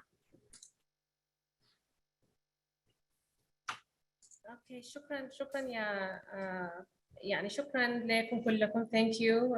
شكرا Prof Montasir ول ASAPA to all the panelists يعني for giving me this opportunity. I know that time is very tight. بالنسبة للtopic it's about navigating the educational system in the US. أنا مفتكر إنه this audience is very sophisticated audience. يعني أفتكر إنه كون إنه this is the audience بتاع ASAPA Association of Sudanese-American Professors Association. يعني by default معناته إنه most people here have navigated the educational system, are currently navigating the educational system. What I'll do is I will just start with some very basic themes, and I'll be speaking about the undergraduate educational system in the US. I'll start with the basics, so we can go to the next slide. So basically, this is the second or the third slide. There's a have this. That's his slide. There's a first slide. Is it not showing? It's not showing, it's white. Okay. No problem. Basically, it's okay. The first slide is talking about some statistics about the educational system in the US. So it's talking about the sheer number of universities, about 4,000 universities in the United States. And some statistics talking about the number of high school students who enter university. It's about 60%. So 60% of American high school students go to university. The next number is that 40% of US high school students actually graduate from university. MashaAllah, this group is very educated. We think that everyone has the opportunity like us to go to university and to graduate and to be very educated. It's important to understand the context, which is that only about 40% of Americans or those who live in the United States actually graduate from university. So if you made it this far, you're actually part of the minority in the US. So this says a lot. So I think congratulations to everyone attending this session. We can go to the next slide. And I think I only have about 5 minutes anyway. So in terms of the undergraduate process, I went to University of Pennsylvania, undergraduate business school called the Wharton School. So from my experience, I went through a very competitive process to get into university. And when you decide that you want to go, especially if you want to go into a specialized course, I know that traditionally, نحن كسودانيين, I think maybe the older generations نقول, في Sudan, the culture is that to be successful, you'd have to be a doctor or an engineer. There's a different culture in America, which is that you don't have to just be a doctor or engineer. You can be a lawyer. You can be a business person. You can go into finance. You can go into accounting. There are so many different schools, entry points for success. It's not just governed by, I think, a very traditional way of thinking. So this is one thing, is that the thinking about the types of opportunities you can have in the US to be successful can be outside of just engineering or medicine. Engineering and medicine are wonderful. I mean, there are many very successful people and very brilliant people in these fields, but you can also go to another field. So my field was finance. So top things you need to know. If you want to enter a competitive university course, it's important to start early, usually at the beginning of your high school years. I think every year it becomes more and more competitive. So plan for college early. Most high schools, there's a college counselor at the high school. So it's important to develop a relationship with that college counselor to help, benefit from the guidance, from the tools, from the materials that college counselor can offer. And these college counselors are in public high schools, private high schools. They're a basic resource that's provided by the US educational system. Another thing I think that's different about the American educational system, for those who are not familiar, most of you are probably familiar, is to get involved in extracurricular activities. It's not just, I think in Sudan, maybe even in the UK, in Europe, the culture is that you have to get straight A's. You have to get the highest grades. And the person with the highest grades, حتى نحن في الشهادة السودانية, and I went through the US educational system only. I didn't go through the Sudanese system. So if you get the highest grades, you get into the best universities. The US is different. You need to get very good grades, but you have to be what the Americans call a well-rounded person. Well-rounded person means that you should be intelligent, but you should also have something else, some other talents, some other skills, music, play a musical instruments, sports. Maybe you're good at basketball or swimming or football or some kind of sport, art. Some people paint, some people sketch, some people draw. These skills maybe in Sudan are seen as less valuable, but in America, they're seen as very, very valuable to the individual, to society. to be a cultured individual. The next thing that people should take into consideration is the standardized tests. So there's the SAT and the ACT. And usually students start planning in their sophomore or junior year of high school to start practicing these tests to try to score as well as they can.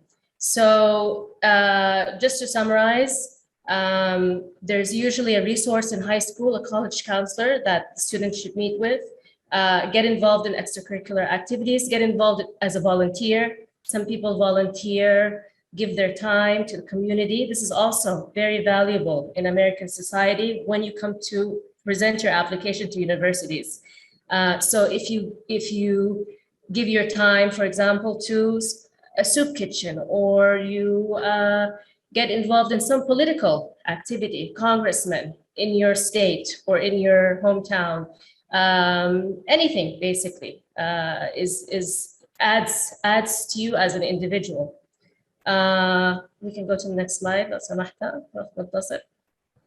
So when applying to university, whether you're applying to one of the top 10 universities in the US, one of the top 50 universities in the US, one of the top 100 universities in the US, so there are about 6 factors that will be criteria as part of the admissions process. So this is just giving some idea of the importance. So the most important is your GPA. What kind of grades did you get? Again, there are students who don't get perfect grades, but they have other skills, they have other talents, they are volunteers in the community, they are seen as very valuable to their community. So this can often be, you can often have a student who has, for example, 3.7 GPA, 3.5 GPA, but they have other talents and they have other skills. They might be preferred by the university than a student who has 4.0 perfect grades, but has not given any other contribution to their community. The second one is the SAT exam.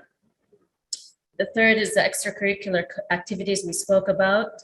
Fourth is community service. And then number 5 is reference letters or recommendations. Recommendations of the high school students' teachers, or recommendations of mentors in their community, other advisors. And then finally, one factor that some people maybe they don't know is relationship to the school. So for example, if Prof. Montasir, he's a big figure at Virginia Tech, if one of his children in the future wants to apply, on the application form, they'll ask, do you have any family members who went to this university? And you write, well, my father went to this graduated from this university. My sister graduated from the university. This adds strength to the application because the university views it as loyalty to the school. Maybe when this individual graduates from our program, they might be more willing to donate money back to our school in the future, things like this. So it's a different way of thinking in the US educational system. So I'll conclude here. I think my time is up, and thank you very much. Thank you very much, Samah. That was great. Mohammad, if you could go next, please.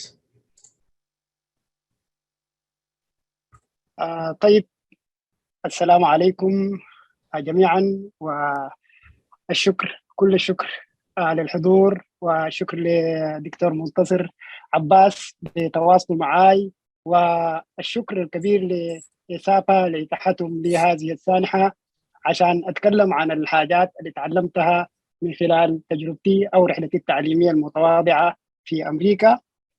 وأنا قصدت أن أتكلم بالعربي، سمعت أن دكتور منتصر قبل قال في تعليق إنه كويس للناس تتكلم بالعربي، وحاولت ألخص الحاجات اللي بفتكر أنها ممكن تكون مفيدة للطلبة المقبلين من الجامعات في 3 نقاط أساسية، وحاول أختصر لأنه الزمن ماشي.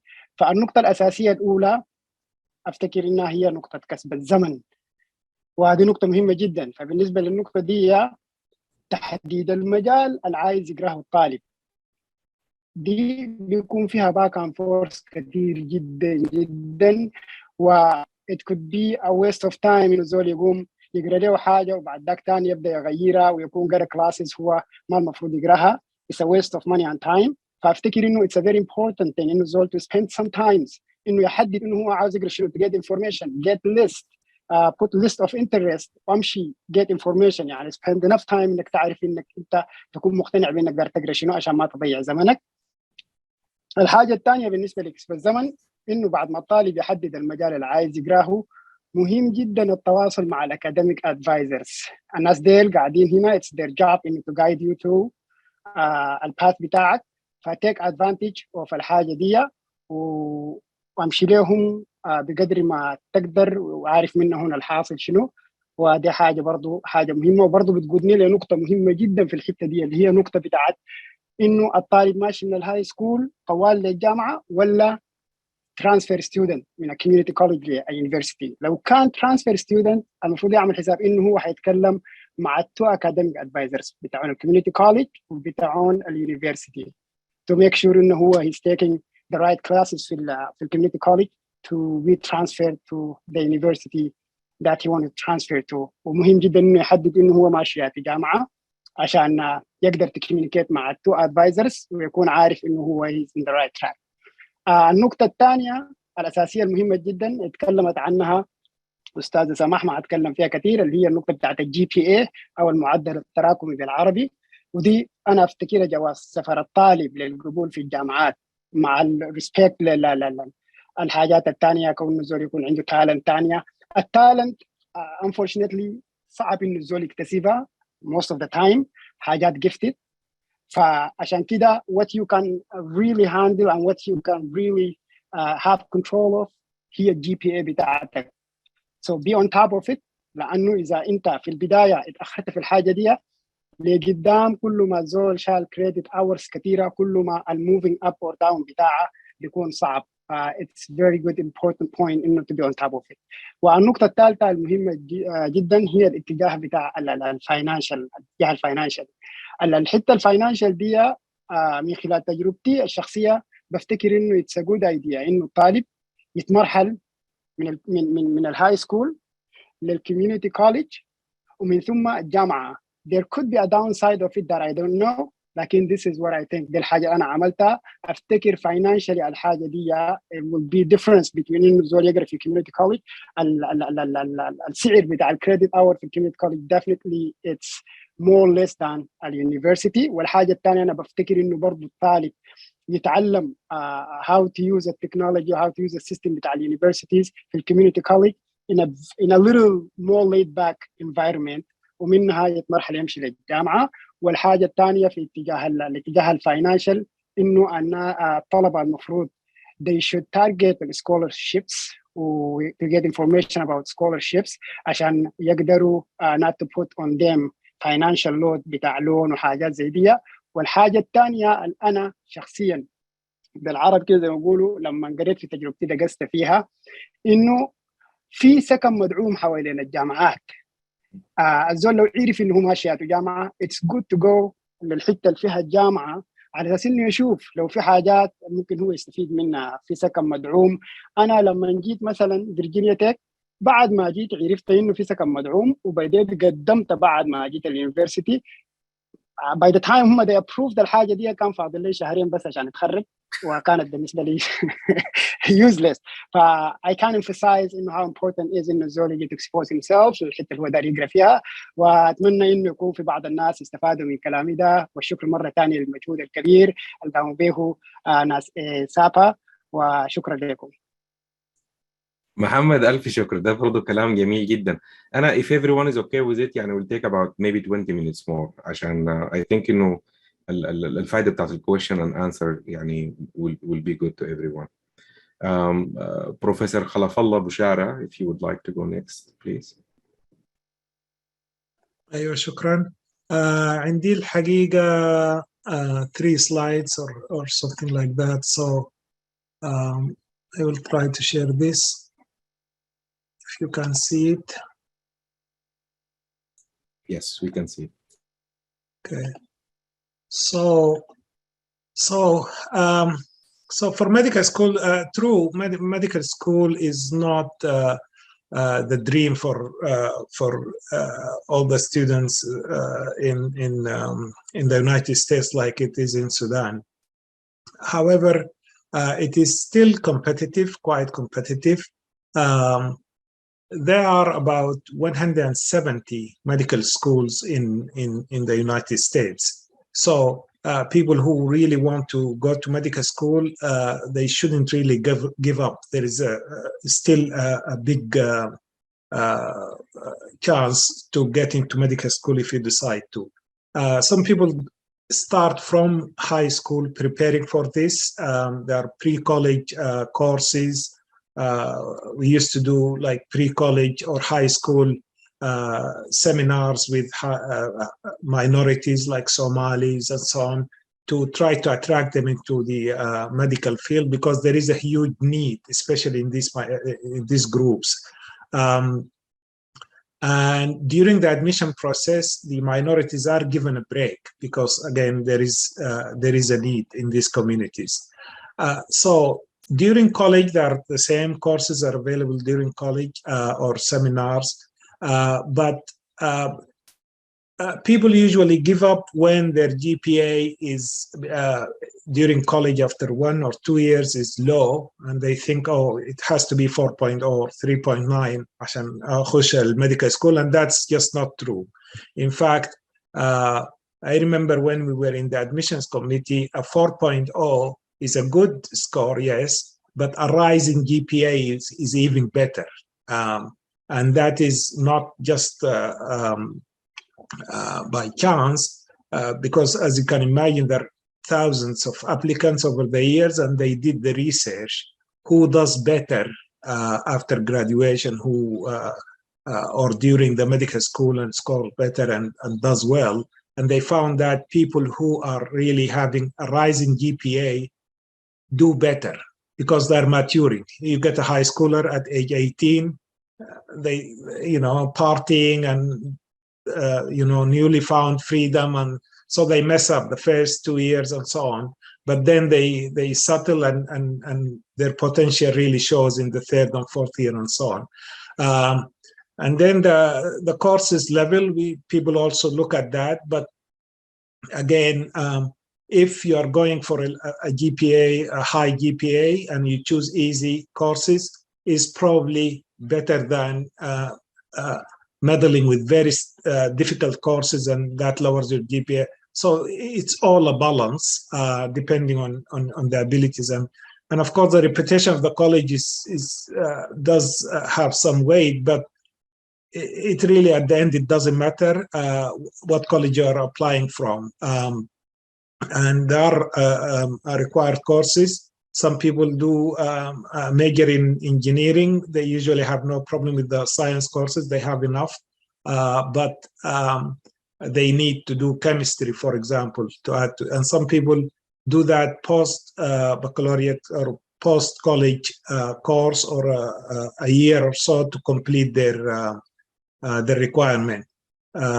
Some do music, for example, and so on.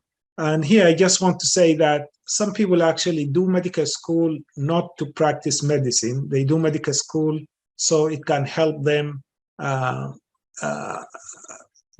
create in other fields. So some people we have seen quite a bit of bioengineering students, even after PhD. They want to do medical school so they know exactly what is needed in the field, and that actually gives them a huge advantage. And in Minnesota here, we have Medtronics, Boston Scientific. So many of them are actually dual degrees from medical school and engineering and so on. So yes, so the GPA should not be, because you will end up with fixed numbers, your GPA and then the MCAT score. You can't change those. But you can, as I will talk later, you can really increase your chances by doing other things. This you can't change, but you can do a good essay, good interview, and so on. So in this particular, this is from 2017 or so. So a GPA of even 2.39 or 2.2 to 2.39, that's like really low as C plus or so. If you do well on the, or relatively well on the MCAT, there is still an 8% chance. Of course, you want to have an 88% chance and do well in everything. But if your GPA is low, you can try to compensate by doing well on the MCAT. And even if both are low, there are still, we have people, 25% who got in, perhaps because of other factors, which are, first, there is something called shadowing, which is pretty much required by all medical schools, or at least they look for shadowing experience, meaning you really went to a clinic and worked with the doctor, or at least just exposed to the medical field, and you know what you are getting into and you are interested. And that helps in writing personal statement. And in personal statement, I just have to say that it has to be about something else other than you. Yes, it should tell us about you, but don't say, I'm good, I'm great. For example, there is a need for Muslim doctors in Minnesota, and the committee wanted to give Muslims a break. And I remember one candidate who wrote his personal statement about, we know he's a Muslim, he can show it in other parts of the application, but he wrote the personal statement that he's a Muslim and that's why he's going to be a great doctor, and Islam is good for medicine, and medicine cannot be without Islam. He just made a big, he's Pakistani, by the way, not Sudanese, so you don't, but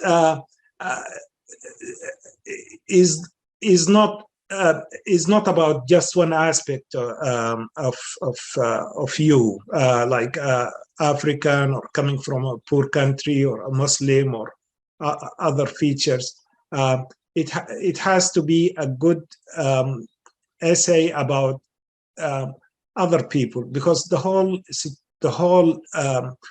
criteria for acceptance is really that you need to help people and you are selfless. That's the general theme of things. And these admission committees have 20 people that they have different directions, political and everything. So don't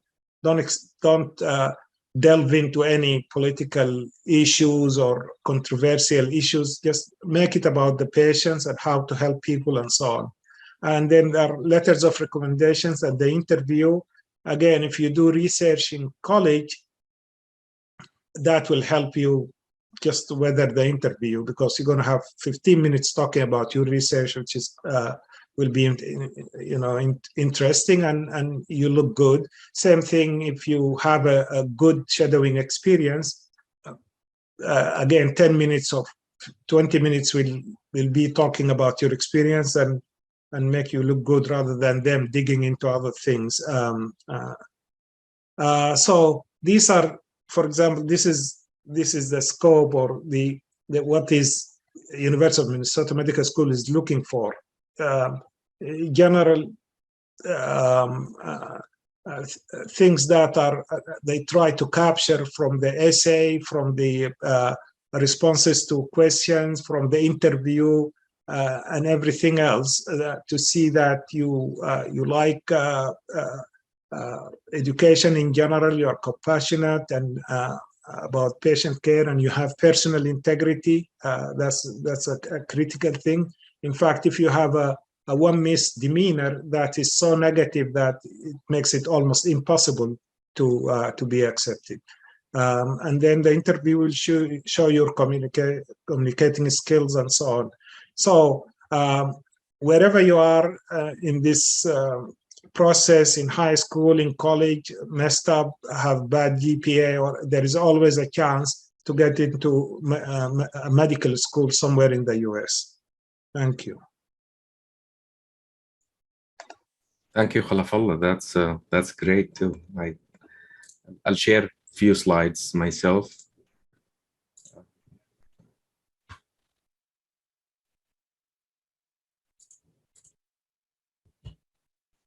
can see my slides. Okay, excellent. So I structured mine in a different way. يعني عملتهم طريقة مختلفة شوية about the myth and the fact. And I'm glad I did that لأنه يعني you guys did a great job. I want this to come from a different perspective. The myth. I graduated from Sudan with first class or excellent degree.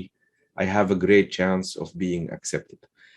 That first point يعني is related to students applying من السودان هناك. هتكلم بالعربي يمكن أحسن. في الحالة دي الحقيقة هي إنه ما في ناس كثيرين بيعرفوا عن السودان أو الجامعات اللي في السودان unfortunately. لكن لو في بروفيسور سوداني في الجامعة فده ممكن يكون يعني يساعدك كثير بالنسبة للطالب المقدم. فدي ممكن حاجة تساعدك يعني. اتخرجت أول الدفعة مثلا أو من أوائل الدفعة، لكن جامعتي ما معروف سواء كان من السودان أو كانت مثلا جامعة صغيرة هنا. بيفتكر مثلا في الحالة دي إنه عنده فرصة بسيطة في إنه being accepted. اللي بقوله هنا إنه كونك تكون في التوب of your class عندها معنى كبير جدا، لأنها يعني statistical significance يعني لا highlight that وبعدين اتكلم عن السايز عن الكلاس نفسه، فده بيديك فرص أكتر للقبول. واحدة من الحاجات اللي شفتها من المقدمين من السودان إنه بيكونوا مفتشوا على الريكومنديشن ليترز إنها تكون من البروفيسورات الكبار مثلا في الأقسام أو الناس المعروفين في السودان. لكن هنا مثلا بالنسبة للتقديم إذا الزول أصلا ما معروف للناس هنا ما بيفرق إذا كان جاي من الليتر ده جاي من البروفيسور الكبير أو من السيستم بروفيسور حتى. الفوكس كله بيكون على الكلام اللي هو كاتبه عنك شنو، فبتفتش مفروض على الزول اللي عنده انترست إنه يكتب عنك كلام كويس. ما جبت سكور كويس في GRE، ده ممكن يقلل الاكسبتنس تشانسز حقتي. ده غير حقيقي حسي لأنه GRE حاليا ما مطلوب في جامعات كثيرة عشان الكوفيد والكوفيد سيتويشن، لكن دبل تشيك مع الجامعة just to make sure.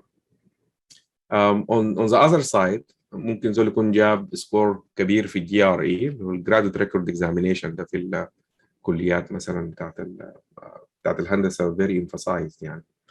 فزول جاب نمرة كبيرة لكن شاف إنه مثلا ما مطلوب ويمكن يكلف قروش عشان ترسل الابليكيشن إن فيقوم يكسل من الموضوع.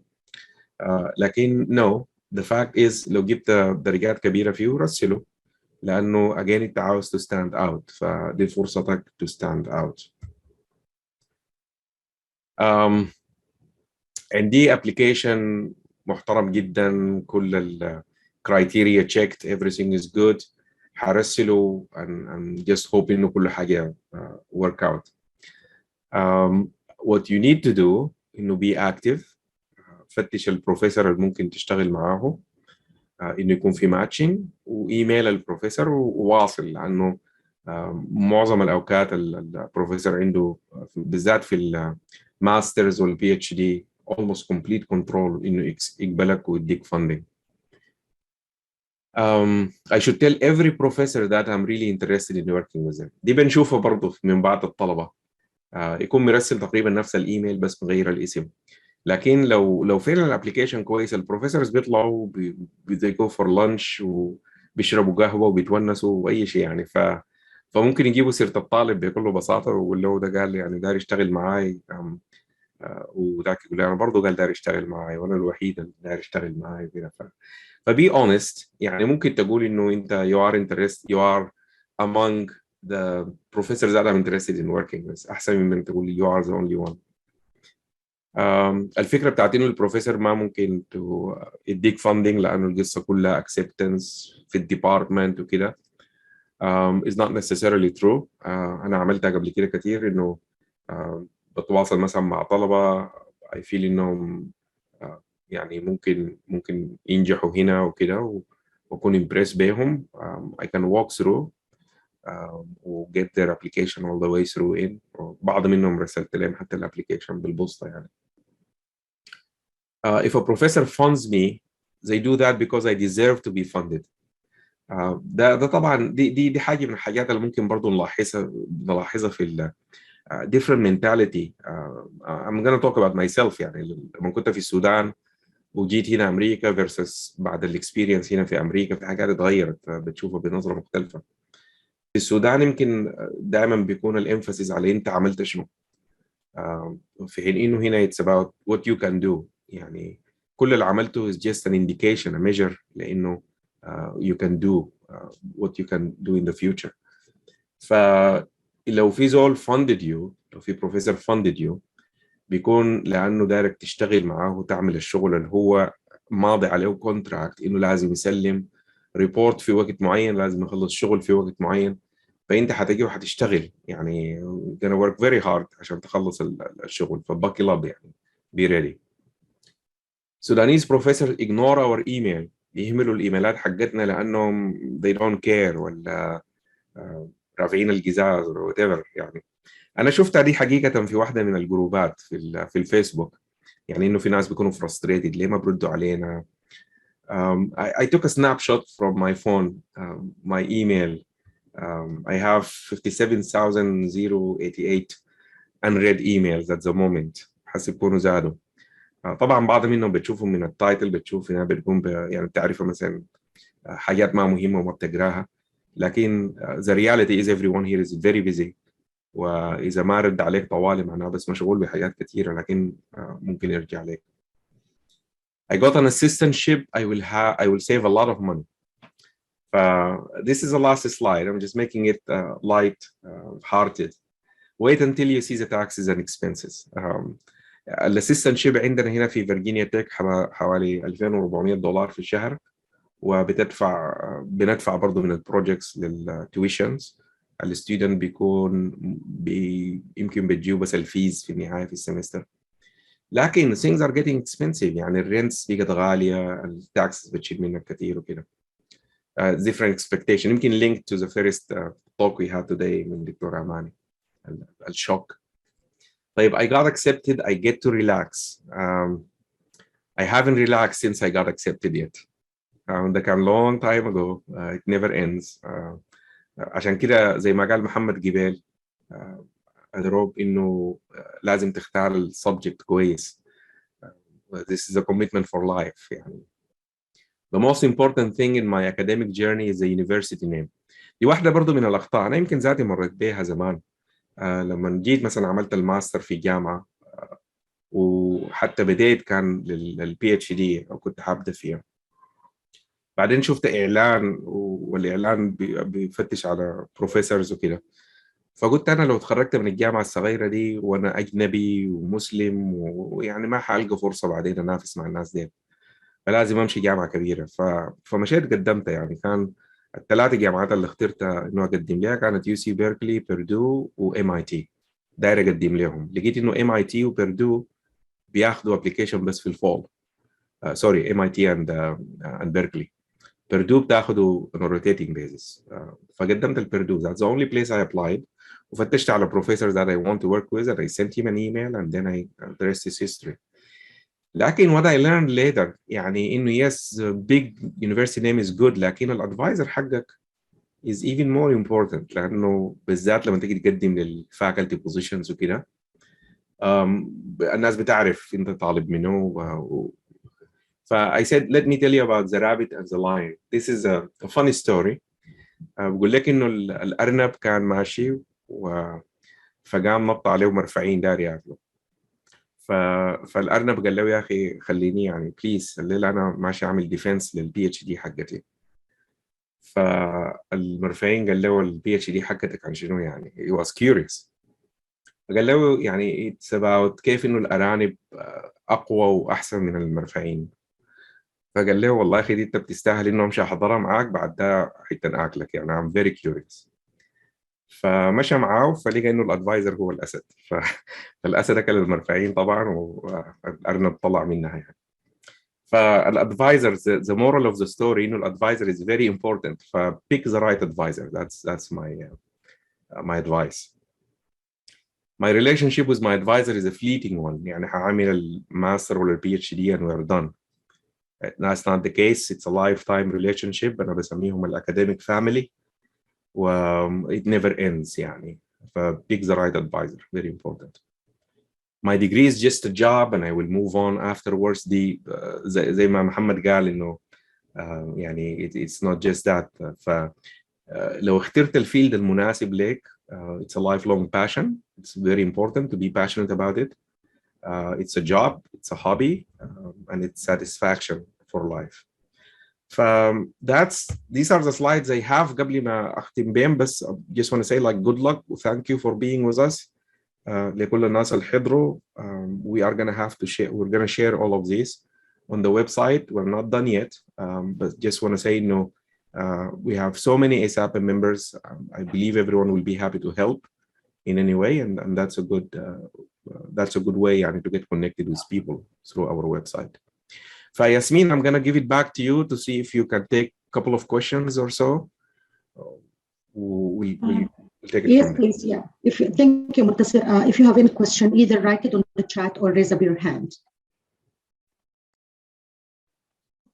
I was looking at the chat all the way, all the time, but I don't see any questions. I just want to add, if you have kids interested in medical school, you can contact ASAPA or even the Samah, SAMA, medical to arrange for any shadowing, which can be hard to get to it on your own. But that's a good step, and it will be helpful. Thank you, Khalafalla.